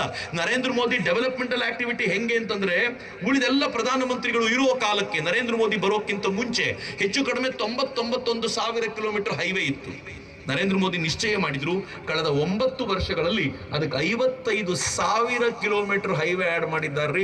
ಉಳಿದೆಲ್ಲ ಪ್ರಧಾನಮಂತ್ರಿಗಳು ಮಾಡಿದ 60%ಗಿಂತಲೂ ಹೆಚ್ಚನ್ನ ಒಬ್ಬರೇ ಪ್ರಧಾನಿ ಮಾಡಿದ್ದಾನೆ ಅಂತಂದ್ರೆ ನರೇಂದ್ರ ಮೋದಿ ಅವ್ರ ಸಾಧನೆ ಇಮ್ಯಾಜಿನ್ ಮಾಡಿ. ಮನಮೋಹನ್ ಸಿಂಗ್ ಇದ್ದಾಗ ಒಂದ್ ದಿನಕ್ಕೆ ಹೈವೇ ರೇಟ್ ಏನ್ ಗೊತ್ತಾ? 11 ಕಿಲೋಮೀಟರ್ ಪರ್ ಡೇ. ಒಂದು ಹಂತಕ್ಕಂತೂ 2 ಕಿಲೋಮೀಟರ್ ಹೋಗಿತ್ತು. ನರೇಂದ್ರ ಮೋದಿ ಬಂದ ಮೇಲೆ ಆನ್ ಅನ್ ಆವರೇಜ್ ದಿನಕ್ಕೆ 29 ಕಿಲೋಮೀಟರ್ ಹೈವೇ ಆಗುತ್ತೆ. ಒಂದು ಹಂತದಲ್ಲಿ world record 37 kilometre per day ಆಗುವಷ್ಟರ ಮಟ್ಟಿಗೆ ನರೇಂದ್ರ ಮೋದಿ ಹೈವೇ ರೇಟ್ ಅನ್ನು ತೆಗೆದುಕೊಂಡು ಹೋಗಿದ್ರು. ಇದು ನರೇಂದ್ರ ಮೋದಿ ನನಗೆ ನಿಮಗೆ ಕೊಡ್ತಾ ಇರುವಂತ ಶ್ರೇಷ್ಠವಾದ ಕೊಡುಗೆ ಅಂತ ನಾನು ಭಾವಿಸ್ತೀನಿ. ಹಾಗಂತ ಇಷ್ಟು ಸ್ಪೀಡ್ ಮಾಡ್ತಿದ್ದಾರೆ ಅಂತ ಕ್ವಾಲಿಟಿ ಇಲ್ಲ ಅನ್ಕೋಬೇಡಿ. ಮುಂಬೈ ನಾಗ್ಪುರ್ ಎಕ್ಸ್ಪ್ರೆಸ್ ವೇ ಅತ್ಯಂತ ಉದ್ದನೆಯ 701 ಕಿಲೋಮೀಟರ್ ಎಕ್ಸ್ಪ್ರೆಸ್ ವೇ, ಕ್ವಾಲಿಟಿ ನೋಡ್ರಿ ಅದು. ಅದ್ರ ಪಕ್ಕದಲ್ಲಿರೋ Delhi Meerut express way 14 lane, ಒಂದೇ ಸಲಕ್ಕೆ 14 ಗಾಡಿಗಳು ಹೋಗ್ಬೋದಾಗಿರುವಂತ ವಿಸ್ತಾರವಾಗಿರುವಂತ ರೋಡ್, ಕ್ವಾಲಿಟಿ ನೋಡಿ. ಈ ಫೋಟೋ ಅಮೆರಿಕಾದ, ಸಿಂಗಾಪುರದ, ರಷ್ಯಾದ, ಜರ್ಮನಿಯ ರೋಡ್ಗಳದಲ್ಲ, ಭಾರತದ ರಸ್ತೆಯದು ಅನ್ನೋದು ನಂಗೆ ಬಹಳ ಹೆಮ್ಮೆಯ ಸಂಗತಿ. ಯಾವುದೋ ಡೆಲ್ಲಿ ಮೀರತ್ ಯಾಕೆ ಕೇಳ್ತೀರಾ? ಇದು ನೋಡಿ, ಬೆಂಗಳೂರು ಮೈಸೂರು ಹೈವೇ, ಕ್ವಾಲಿಟಿ ನೋಡಿ ಅದರದ್ದು. ನಾನು ಓಡಾಡಿರೋ ಕಾರಣಕ್ಕೆ ಹೇಳ್ತೀನಿ, 3-3.5 ಗಂಟೆ ಹಿಡಿತಿತ್ತು. ಈಗ ಹೆಚ್ಚಂದ್ರೆ 70-80, ಮ್ಯಾಕ್ಸಿಮಮ್ 90 ನಿಮಿಷ, 70-90 ನಿಮಿಷದಲ್ಲಿ ಹೋಗ್ಬೋದು. ಈಗ ಮೈಸೂರು ಹತ್ರ ಈಗ ಹೊಸ ರಸ್ತೆಗಳನ್ನು ಕೊಡ್ತೀವಿ ಅಂತ ಮೊನ್ನೆ ತಾನೇ ಗಡ್ಕರಿ ಅವರು ಬಂದು ಹೇಳಿದ್ದಾರೆ. ಹೆಚ್ಚು ಕಡಿಮೆ 376 400 ಕಿಲೋಮೀಟರ್ ರೋಡು ಒಂದು 6-7 ಸಾವಿರ ಕೋಟಿ ರೂಪಾಯಿಲಿ ನಾವು ಅದನ್ನ ಮಾಡ್ತೀವಿ ಅಂತ ಅವ್ರು ಬಂದು ಹೇಳಿದ್ದಾರೆ. ಒಂದು ಪ್ರಾಮಿಸ್ ಮಾಡಿದ್ದಾರೆ, ಇನ್ನೊಂದು 2 ವರ್ಷದಲ್ಲಿ ಕರ್ನಾಟಕದ ರೋಡ್ಗಳು ಅಮೆರಿಕನ್ ರೋಡ್ನ ಸ್ಟ್ಯಾಂಡರ್ಡ್ಸ್ ಇರೋ ತರ ಆಗುತ್ತೆ, ನೀವು ನೋಡ್ತೀರಾ ಅದನ್ನ ಅಂತ ಬಹಳ ಹೆಮ್ಮೆಯಿಂದ ಹೇಳಿ ಹೋಗ್ತಾರೆ. ಅಂತಂದ್ರೆ ಇದು ನರೇಂದ್ರ ಮೋದಿ ಕಾಲದಲ್ಲಿ ಆಗಿರೋದು. ಬರೀ ಒಳಗಿನ ರೋಡ್ ಅಲ್ಲ, ಈ ರೋಡ್ ನೋಡಿ, ಇದನ್ನು ಬೋಗಿಬಿಲ್ ಬ್ರಿಡ್ಜ್ ಅಂತ ಕರೀತಾರೆ. ಬಾರ್ಡರ್ ರೋಡ್, ಅರುಣಾಚಲ ಪ್ರದೇಶ ಮತ್ತು ಅಸ್ಸಾಂ 2 ರಾಜ್ಯಗಳನ್ನ ಸಂಪರ್ಕಿಸುತ್ತೆ ಈ ಬ್ರಿಡ್ಜ್. ನದಿಗೆ ಅಡ್ಡಲಾಗಿ ಕಟ್ಟಿರುವಂತ ಬ್ರಿಡ್ಜ್ ಇದು. ಈ ಬ್ರಿಡ್ಜ್ ನ ಕಲ್ಪನೆ ಕಟ್ಟಿದ್ದು ದೇವೇಗೌಡರು 1997ರಲ್ಲಿ. ಅದಕ್ಕೆ ಅಡಿಪಾಯ ಹಾಕಿದ್ರು, ಮುಂದೇನು ಕೆಲಸ ಆಗಲಿಲ್ಲ, ಅವ್ರದ್ದು ಅಧಿಕಾರದಿಂದ ಇಳಿಬೇಕಾಗಿ ಬಂತು. 2002ರಲ್ಲಿ ಅಟಲ್ ಬಿಹಾರಿ ವಾಜಪೇಯಿ ಬಂದ್ರು, ಕಾಮಗಾರಿ ಶುರು ಮಾಡಿದ್ರು. ನೀವು ಮೋಸ ಮಾಡ್ಬಿಟ್ವಿ ಅಟಲ್ಜಿಗೆ 2004ರಲ್ಲಿ. ಅವರು ಸೋತ ಮೇಲೆ ಕಾಂಗ್ರೆಸ್ ಅಧಿಕಾರಕ್ಕೆ ಬಂತಲ್ಲ, ಒಂದು ಬೋಲ್ಟು ಒಂದು ನಟ್ಟು ಹಾಕ್ಲಿಲ್ಲ. 2014ರಲ್ಲಿ ನರೇಂದ್ರ ಮೋದಿ ಬಂದ್ರು, 6,000 ಕೋಟಿ ರೂಪಾಯಿ ಇನ್ವೆಸ್ಟ್ ಮಾಡಿದ್ರು, 80,000 ಸ್ಟೀಲ್ ಪ್ಲೇಟ್ಗಳನ್ನು ಬಳಸಿ 2018ರ ವೇಳೆಗೆ ಈ ಬ್ರಿಡ್ಜ್ ಅನ್ನೇ ಕಂಪ್ಲೀಟ್ ಮಾಡಿ ದೇಶಕ್ಕೆ ಸಮರ್ಪಣೆ ಮಾಡಿದ್ರು. ಇದರ ಪರಿಣಾಮ ಏನ್ ಗೊತ್ತಾ? ಅರುಣಾಚಲ ಪ್ರದೇಶ ಮತ್ತು ಅಸ್ಸಾಂ ನಡುವಿನ ದೂರ 170 ಕಿಲೋಮೀಟರ್ ಕಡಿಮೆ ಆಗುತ್ತೆ. ಪ್ರತಿ ದಿನಕ್ಕೆ 10 ಲಕ್ಷ ರೂಪಾಯಿ ಡೀಸೆಲ್ ಉಳಿತಾಯ ಆಗುತ್ತೆ. ಇನ್ನೂ ಲಾಭ ಯಾರಿಗೆ ಗೊತ್ತಾ? ಅರುಣಾಚಲ ಪ್ರದೇಶದ ಮೇಲೆ ಚೀನಾದವರು ಅಟ್ಯಾಕ್ ಮಾಡಿ ನಾವು ಬಂದ್ಬಿಟ್ಟಿದೀವಿ ಅಂತ ಅನೌನ್ಸ್ ಮಾಡಿದರೆ, ಅಸ್ಸಾಂನಲ್ಲಿರುವ ಭಾರತೀಯ ಸೈನ್ಯ ಪಡೆ 170 ಕಿಲೋಮೀಟರ್ ಕಡಿಮೆ ಟ್ರಾವೆಲ್ ಮಾಡಿ ಚೀನಾದವರ ಎದುರಿಗೆ ನಿಂತು ನಾವು ಬಂದ್ಬಿಟ್ಟಿದೀವಿ, ತಗೋ ಯುದ್ಧ ಶುರು ಮಾಡೋಣ ಅಂತ ಹೇಳ್ಬೋದಾಗಿರೋ ವಾತಾವರಣ ಇದೆಯಲ್ಲ, ಅದನ್ನ ನೀವು ಬ್ರಿಡ್ಜ್ ಮಾಡಿಕೊಡ್ತು. ಚಪ್ಪಾಳೆ ಸ್ವಲ್ಪ ಬೇಗ ಹೊಡೆದಿದ್ದೀರಿ, ಯಾಕೆ ಅಂತ ಹೇಳ್ತೀನಿ ನಾನು, ಯಾರು ಗಮನಿಸ್ಲಿಲ್ಲ. ಈ ಬ್ರಿಡ್ಜ್ ನೋಡಿ, ಕೆಳಗಡೆ ವೈಟ್ ಪಿಲ್ಲರ್ ಕಾಣ್ತಾ ಇದೆ, ಅದ್ರ ಮೇಲೆ ಸ್ಟೀಲ್ ಪ್ಲೇಟ್ಸ್ ಇದೆಯಲ್ಲ, ಅಲ್ಲಿ ಟ್ರೈನ್ ಹೋಗುತ್ತೆ. ಇನ್ ಸ್ವಲ್ಪ ಮೇಲೆ ನೋಡಿ ಎಲೆಕ್ಟ್ರಿಕಲ್ ಪೋಲ್ಸ್ ಕಾಣ್ತಿದೆ, ಅದು ಬಸ್ಸು ಕಾರು ಓಡಾಡ್ಲಿಕ್ಕೆ ನಾರ್ಮಲ್ ರೋಡ್. ಅದು ಡಬಲ್ ಡೆಕರ್ ಬ್ರಿಡ್ಜ್ ಇದು. ನರೇಂದ್ರ ಮೋದಿ ಮಾಡುವಂತ ಪ್ರತಿಯೊಂದು ಯೋಜನೆ ಆಲೋಚನೆಗಳಿವೆಯಲ್ಲ, ಅದು ಸಮಾಜಕ್ಕೆ ಉಪಯೋಗ ಆಗುವಂತ ಒಂದು ಅಪರೂಪದ ಯೋಜನೆ ನರೇಂದ್ರ ಮೋದಿ ತರ್ತಾರೆ. ರೋಡ್ಗಳ ಬಗ್ಗೆನೇ ಮಾತಾಡಿ ಅಂತ ನೀವೇನಾದ್ರೂ ಹೇಳಿದ್ರೆ ನಾನೊಂದು 2 ಗಂಟೆ ಮಾತನಾಡಬಲ್ಲೆ, ಆದ್ರೆ ಇಲ್ಲಿಗೆ ಸ್ಟಾಪ್ ಮಾಡ್ತೀನಿ ತುರ್ತಾಗಿ, ಯಾಕಂದ್ರೆ ಮುಂದಿಂದಕ್ಕೆ ಹೋಗೋಣ ಅಂತ. ನಾನು ನೆಕ್ಸ್ಟ್ ನಿಮಗೆ ನರೇಂದ್ರ ಮೋದಿ ನಿಮ್ಮ ಬದುಕನ್ನು ಹೆಂಗ್ ಬದಲಾಯಿಸಿದ್ರು ನೋಡಿ. ಇದೊಂದು ರೈಲ್ವೆ ಸ್ಟೇಷನ್, ಹಳೇದು ಹಿಂಗಿತ್ತು, ಹೊಸದು ಹಿಂಗಾಗಿದೆ. ಇದು ಮಧ್ಯಪ್ರದೇಶದೋ, ಮಹಾರಾಷ್ಟ್ರದೋ, ಗುಜರಾತ್ನದ್ದೋ, ಒರಿಸ್ಸಾದೋ, ಕಾಶ್ಮೀರದ್ದೋ ಅಲ್ಲ, ಬೆಳಗಾವಿ ರೈಲ್ವೆ ಸ್ಟೇಷನ್ ಹಂಗಿತ್ತು. ಗೂಡಂಗಡಿ ತರ ಇತ್ತು, ಕಾರ್ಪೊರೇಟ್ ಆಫೀಸ್ ತರ ಮಾಡ್ಬಿಟ್ಟಿದ್ದಾರೆ, ಸಾಫ್ಟ್ವೇರ್ ಕಂಪನಿ ತರ ಮಾಡ್ಬಿಟ್ಟಿದ್ದಾರೆ ಅದನ್ನ. ಯಾತಕ್ಕೆ ಅಂತಂದ್ರೆ ಈ ದೇಶದ ಸಾಮಾನ್ಯ ವ್ಯಕ್ತಿಯು ಕೂಡ ಒಳ್ಳೆಯ ಎಕ್ಸ್ಪೀರಿಯನ್ಸ್ ಪಡ್ಕೊಳ್ಳಿ ಅನ್ನೋದು ನರೇಂದ್ರ ಮೋದಿಯವರ ಇಚ್ಛೆ. 400 ರೈಲ್ವೆ ಸ್ಟೇಷನ್ಗಳನ್ನ ಹಂಗೆ ಮಾಡಿದ್ದಾರೆ. ಇನ್ನೂ 535 ರೈಲ್ವೆ ಸ್ಟೇಷನ್ಗಳಿಗೆ ಮೊನ್ನೆ ಇತ್ತೀಚೆಗೆ ಅಡಿಗಲ್ಲು ಹಾಕಿದ್ದಾರೆ. ಅದರಲ್ಲಿ ಕರ್ನಾಟಕದ 13 ರೈಲ್ವೆ ಸ್ಟೇಷನ್ಗಳಿವೆ ಅನ್ನೋದು ನಾವು ಹೆಮ್ಮೆ ಪಡಬೇಕಾಗಿರುವಂತ ಸಂಗತಿ. ಕೋಲಾರದ 2 ಇದೆ ಅದರಲ್ಲಿ ಅಂತ ಹೇಳ್ತಿದ್ದಾರೆ. 2 ಕೋಲಾರದ ರೈಲ್ವೆ ಸ್ಟೇಷನ್ಗಳು ಕೂಡ ಇದರಲ್ಲಿ ಸೇರ್ಕೊಂಡಿದೆ ಅಂತಂದ್ರೆ ಆ ರೈಲ್ವೆ ಸ್ಟೇಷನ್ಗಳು ಇಮ್ಯಾಜಿನ್ ಮಾಡಿ ಮಿತ್ರ, ನಾನು ನಿಮ್ಗೆ ತೋರಿಸಿ ಹೇಳಬೇಕಾಗಿಲ್ಲ. ಮೊದಲೆಲ್ಲ ರೈಲ್ವೆ ಸ್ಟೇಷನ್ ಅಲ್ಲಿ ಕ್ಲೀನ್ನೆಸ್ ಹೆಂಗಿರ್ತಿತ್ತು, ಎಲ್ಲಂದ್ರೆ ಅಲ್ಲಿ ಉಗಿಯೋದು, ಗಬ್ಬು ವಾಸನೆ ಇರ್ತಿತ್ತು. ಈಗ ಹಂಗಿಲ್ಲ. ಈಗ ಎಷ್ಟು ನೀಟ್ ಆಗಿದೆ ಅಂತಂದ್ರೆ ಬಹಳ ಖುಷಿ ಪಡಬಹುದು. ಇತ್ತೀಚೆಗೆ ಯಾರೋ ಒಂದು ಫೋಟೋ ಹಾಕಿದ್ರು, ವಂದೇ ಭಾರತ್ ಎಕ್ಸ್ಪ್ರೆಸ್ ಅಲ್ಲಿ ಈ ಬೇಸಿನ್ ನಲ್ಲಿ ನೀರು ನಿಲ್ತಾ ಇದೆ, ಏನ್ ಮಾಡ್ತಿದ್ದೀರಾ ಮಿನಿಸ್ಟ್ರು ಅಂತ. ಮಿನಿಸ್ಟರ್ ತಕ್ಷಣ ಅದನ್ನ ಹಾಕಿ, ಈ ನೀರು ನಿಲ್ಲಿಕ್ಕೆ ಏನ್ ಕಾರಣ ಅಂತ ಹುಡುಕ್ಸಿದೀವಪ್ಪ, ನೀವು ತಿಂದಿರೋ ಗುಟ್ಕಾ ತಂದಲ್ಲಿ ಉಗಿತೀರಲ್ಲ, ಇದನ್ನ ನಾವೇನು ಮಾಡ್ಲಿಕ್ಕಾಗಲ್ಲ, ನೀವು ಅದನ್ನು ಕಂಟ್ರೋಲ್ ಮಾಡಿ, ನಾವು ಈ ಸಿಂಕ್ ಟ್ವೀಟ್ ಮಾಡಿದ್ದಾರೆ. ನಮ್ ಕಾಮನ್ ಮ್ಯಾನ್ ಕೇಳಿರುವಂತ ಪ್ರಶ್ನೆಗೆ ರೈಲ್ವೆ ಮಿನಿಸ್ಟರ್ ಟ್ವೀಟ್ ಮಾಡುವಂತ ವಾತಾವರಣ ಇದೆಯಲ್ಲ, ನರೇಂದ್ರ ಮೋದಿ ಅದನ್ನ ಮಾಡಿದ್ದಾರೆ. ಹಾಗಂತ ಇಷ್ಟೇ ಮಾಡ್ಲಿಲ್ಲ, ನಾನು ನೀವು ಓಡಾಡ್ತೀವಲ್ಲ ಟ್ರೈನು, ಗಂಟೆಗೆ ಎಷ್ಟು ಕಿಲೋಮೀಟರ್ ಗೊತ್ತಾ? 70ರಿಂದ 80 ಕಿಲೋಮೀಟರ್. ನರೇಂದ್ರ ಮೋದಿ ಬಂದ ತಕ್ಷಣ ಹೇಳಿದ್ರು, ಈ ಸ್ಪೀಡ್ ಸಾಕಾಗಲ್ಲ, ನಮ್ ಜನ ತುಂಬಾ ಮುಂದಕ್ಕೆ ಹೋಗ್ಬೇಕು ಅಂದ್ರೆ ಸ್ಪೀಡ್ ಜಾಸ್ತಿ ಬೇಕು ಅಂತ ಕೆನಡಾ, ಅಮೆರಿಕ, ಸ್ಪೇನ್ ಎಲ್ಲರೂ ಕೇಳಿದ್ರು. 120 ಕಿಲೋಮೀಟರ್ಗಿಂತ ಸ್ಪೀಡ್ ಯಾರಿಗೂ ಹೋಗ್ಲಿಕ್ಕೆ ಆಗ್ಲಿಲ್ಲ. ನರೇಂದ್ರ ಮೋದಿ ಆಗ ಭಾರತದ ಇಂಜಿನಿಯರ್ಗಳನ್ನು ಕೇಳಿದ್ರು, ನೀವೇ ಮಾಡ್ರಲ್ಲ. ಸುಧಾಂಶು ಮಣಿ ನೇತೃತ್ವದಲ್ಲಿ ಟ್ರೈನ್ 18 ಡಿಸೈನ್ ಮಾಡಿದ್ರು. ಆ ಟ್ರೈನ್ 18 160ರಿಂದ 180 ಕಿಲೋಮೀಟರ್ ಸ್ಪೀಡಿಗೆ ಹೋಗುವ ಸಾಮರ್ಥ್ಯವನ್ನು ಪಡ್ಕೊಂಡಿದೆ. 100% ಇಂಡಿಯನ್ ಟ್ರೈನ್. ನರೇಂದ್ರ ಮೋದಿ ಒಂದು ಸಣ್ಣ ಬದಲಾವಣೆ ಮಾಡಿದ್ರು, ಏನ್ ಗೊತ್ತಾ? ಟ್ರೈನ್ 18 ಹೆಸರು ಚೆನ್ನಾಗಿಲ್ಲ, ವಂದೇ ಭಾರತ್ ಅಂತ ಹೆಸರಿಡೋಣ ಅಂತ ವಂದೇ ಭಾರತ್ ಅಂತ ನಾಮಕರಣ ಮಾಡಿದ್ರು. ಪರಿಣಾಮ ಏನ್ ಗೊತ್ತಾ? ವಂದೇ ಮಾತರಂ ಹೇಳಲ್ಲ ಅಂತ ಯಾರ್ಯಾರು ಹೇಳ್ತಾರೋ ಅವರು ಸ್ಪೀಡಾಗಿ ಹೋಗಬೇಕು ಅಂದ್ರೆ ವಂದೇ ಭಾರತ್ ಅನ್ಲೇಬೇಕಾಗಿರುವಂತ ವಾತಾವರಣ ನರೇಂದ್ರ ಮೋದಿ ತಂದಿಟ್ಟಿದ್ದಾರೆ. ಹಿಂಗಾಗಿ ಕೆಲವರು ಏನ್ ಮಾಡ್ತಾರೆ ಅಂದ್ರೆ ಇದನ್ನ ಹೇಳಕ್ಕಾಗಲ್ಲ ಅನ್ನೋ ಕೋಪಕ್ಕೆ ಎಲ್ಲೆಲ್ಲಿ ವಂದೇ ಭಾರತ್ ನೋಡ್ತಾರೋ ಕಲ್ಲಿಸಿತಾರೆ. ಆಯ್ತು, ಇನ್ನೊಂದು 2 ತಿಂಗಳು ಎಷ್ಟು ಕಲ್ಲೆಸಿದ್ರೋ ಎಸಿರಿ, ಆಮೇಲೆ ಕಲ್ಲೆಸಿದ್ರು ಬುಲ್ಡೋಸ್ ಆಗುತ್ತಲ್ಲ, ನೋಡ್ತಾ ಇರ್ಬೋದು ನೀವು ಅಂತ. ಹಿಂಗೆ ನರೇಂದ್ರ ಮೋದಿ ನಮ್ಮನ್ನು ಬದಲಾಯಿಸಿರುವಂತ ರೀತಿ. ಮಿತ್ರ, ಈ ಟ್ರೈನ್ ನ ವೈಶಿಷ್ಟ್ಯ ಏನ್ ಗೊತ್ತಾ? ಇದನ್ನು ಮೊದಲು ಡಿಸೈನ್ ಮಾಡ್ಲಿಕ್ಕೆ 98 ಕೋಟಿ ರೂಪಾಯಿ ಖರ್ಚಾಯ್ತು. ಒಂದೇ ವರ್ಷದಲ್ಲಿ 92 ಕೋಟಿ ರೂಪಾಯಿ ಆದಾಯ ಮಾಡಿ ಅದು ಆತ್ಮನಿರ್ಭರ ಆಯ್ತು. ಇವತ್ತು ಜಗತ್ತಿಗೆ ವಂದೇ ಭಾರತ್ ಟ್ರೈನ್ ಅನ್ನ ಎಕ್ಸ್ಪೋರ್ಟ್ ಮಾಡ್ತಿದ್ದೀವಿ. ಇದು ನರೇಂದ್ರ ಮೋದಿ ನಮ್ಗೆ ಕೊಟ್ಟಿರುವಂತ ಕೊಡುಗೆ ಅಂತ. ಆದ್ರೆ ನರೇಂದ್ರ ಮೋದಿ ಅವ್ರ ವಿಚಾರಕ್ಕೆ ಬಂದ್ರೆ ನನ್ನ ಫೇವ್ರೆಟ್ ಪ್ರಾಜೆಕ್ಟ್ ಇದು ಬುಲೆಟ್ ಟ್ರೈನ್ ಪ್ರಾಜೆಕ್ಟ್ ಅಂತ ಕರೀತಾರೆ. ಕಾಂಗ್ರೆಸ್ಸಿಗರು ಆಡ್ಕೊಳ್ತಿದ್ರು ನನಗೆ ಬುಲೆಟ್ ಟ್ರೈನ್ ಬಂತ ಅಂತ. ಮಿತ್ರರೇ, ಬುಲೆಟ್ ಟ್ರೈನ್ ಬರ್ತಿದೆ. ಅಹಮದಾಬಾದ್ನಿಂದ ಮುಂಬೈನವರೆಗೆ ಅತ್ಯಂತ ವೇಗವಾಗಿ ಕೆಲಸ ನಡೀತಿದೆ. ಅನೇಕ ಟನಲ್ಗಳನ್ನು ಮಾಡಿ ಆಯಿತು, ಅಲ್ಲಿ ಬೇಕಾಗಿರುವ ಬ್ರಿಡ್ಜ್ಗಳನ್ನು ಹಾಕಿ ಆಯಿತು. ಸ್ವತಃ ನರೇಂದ್ರ ಮೋದಿ ಜಪಾನಿಗೆ ಹೋಗಿದ್ದಾಗ 11,000 ಕೋಟಿ ರೂಪಾಯಿ ಒಪ್ಪಂದದಲ್ಲಿ 24 ಬುಲೆಟ್ ಟ್ರೈನ್ಗಳನ್ನು ತರಬೇಕು ಅಂತ ಪ್ಲಾನ್ ಮಾಡಿಕೊಂಡಾಗಿದೆ, ಒಪ್ಪಂದ ಮಾಡಿಕೊಂಡಾಗಿದೆ. 2026-27ಕ್ಕೆ ಸುಮಾರು 400 ಕಿಲೋಮೀಟರ್ ಪರ್ ಅವರ್ ಅಲ್ಲಿ ಹೋಗ್ಬೋದಾಗಿರುವಂತ ಮೊದಲ ಬುಲೆಟ್ ಟ್ರೈನ್ ಭಾರತದಲ್ಲಿ ಓಡಾಡುತ್ತೆ. ಮತ್ತು ಈ ಚಿತ್ರ ಏನಿದೆಯೋ ನಾನು ಇಂಟರ್ನೆಟ್ ಇಂದ ಡೌನ್ಲೋಡ್ ಮಾಡಿರೋದಲ್ಲ, ಅದ್ ನಾನೇ ನಿಂತ್ಕೊಂಡು ನಾನೇ ಹೋಗಿ ಅದರ ಕಾಮಗಾರಿಯನ್ನು ನೋಡ್ಕೊಂಡು ಬಂದಿರುವಂತ ಹೆಮ್ಮೆ ನನಗಿದೆ. ಆ ಧೈರ್ಯದ ಮೇಲೆ ಹೇಳಬಲ್ಲೆ, ಇನ್ನು 1-1.5 ವರ್ಷದಲ್ಲಿ ಈ ದೇಶದಲ್ಲಿ ಮೊದಲ ಬುಲೆಟ್ ಟ್ರೈನ್ ತಿರುಗಾಡುತ್ತೆ. ಎರಡನೇ ಸಂಗತಿ ಏನ್ ಗೊತ್ತಾ? ಈ ದೇಶದ ಮಂತ್ರಿಗಳು ಹೇಳಿದ್ದಾರೆ, ಮೊದಲನೇ ಬುಲೆಟ್ ಟ್ರೈನ್ಗೆ ವಿದೇಶದ ಟೆಕ್ನಾಲಜಿ ಬಳಸಿದ್ದೀವಿ. ಈಗ ನಮ್ಗೆ ಗೊತ್ತಾಗಿದೆ ಇದರ ನಂತರ ಬರುವಂತದ್ದೆಲ್ಲ 100% ಇಂಡಿಯನ್ ಟೆಕ್ನಾಲಜಿಯಲ್ಲಿ ಮಾಡ್ತೀವಿ, ನಾವು ಇನ್ನು ಮುಂದೆ ಬೇಗ ಮಾಡಬಹುದು ಅಂತ ಹೇಳುವಂತ ವಾತಾವರಣ ಇದೆಯಲ್ಲ. ನರೇಂದ್ರ ಮೋದಿ ಬದಲಾಯಿಸಿರೋ ರೀತಿ ನಮ್ ಜೀವನದ ಸ್ತರವನ್ನು ಚೇಂಜ್ ಮಾಡಿದ್ದಾರೆ. ಹೈ ಕ್ಲಾಸ್ ಟ್ರೈನ್ ಅಲ್ಲಿ ಹೋಗ್ಬೇಕು, ಹೈ ಕ್ಲಾಸ್ ರೋಡ್ ಅಲ್ಲಿ ಹೋಗ್ಬೇಕು, ಹೈ ಕ್ಲಾಸ್ ಬಸ್ ಅಲ್ಲಿ ತಿರುಗಾಡಬೇಕು, ನಮ್ ಜನರ ಕ್ಲಾಸ್ ಚೇಂಜ್ ಆಗಬೇಕು. ಅದು ನಾವೇನಂತೀವಿ ಗೊತ್ತಾ? ವಂದೇ ಭಾರತ್ ಬರ್ಲಿ, ಫ್ರೀ ಟಿಕೆಟ್ ಕೊಡ್ರಿ. ಏನ್ ಹೇಳೋಣ ರೀ? ಕರ್ನಾಟಕದಲ್ಲಿ ಬಸ್ ಫ್ರೀ ಅಂತ ಓಡಾಡ್ತಿದಾರಲ್ಲ, ನರೇಂದ್ರ ಮೋದಿ ಬುಲೆಟ್ ಟ್ರೈನ್ ತರಬೇಕು, ಭಾರತವನ್ನು 100 ವರ್ಷ ಮುಂದಕ್ಕೆ ತಗೊಂಡು ಹೋಗ್ಬೇಕು ಅಂತ ಯೋಚನೆ ಮಾಡಿದರೆ, ಸಿದ್ದರಾಮಯ್ಯನವರು 25 ವರ್ಷ 50 ವರ್ಷ ಹಿಂದಕ್ಕೆ ತಗೊಂಡು ಹೋದ್ರಿ. ಹೆಂಗೆ ಅಂತ ಹೇಳ್ತೀನಿ ನಾನು ನಿಮಗೆ. ನಾನು ಬೆಂಗಳೂರಿನಲ್ಲಿ ಕಾಲೇಜ್ ಓದಬೇಕಾದ್ರೆ ಸೂಲಿಬೆಲೆ ಮನೆಗೆ ಬರ್ತಿದ್ದೆ. ನಾನು ಬಸ್ಸಲ್ಲಿ ಬಂದು ಹೊಸಕೋಟೆವರೆಗೂ ಹೆಂಗೋ ಬಂದ್ಬಿಡ್ತಿದ್ದೀರಿ. ಹೊಸಕೋಟೆಯಿಂದ ನಮ್ಮ ಊರಿಗೆ ಹೋಗೋ ಬಸ್ ಗ್ಯಾರಂಟಿ ಇರ್ತಿರ್ಲಿಲ್ಲ.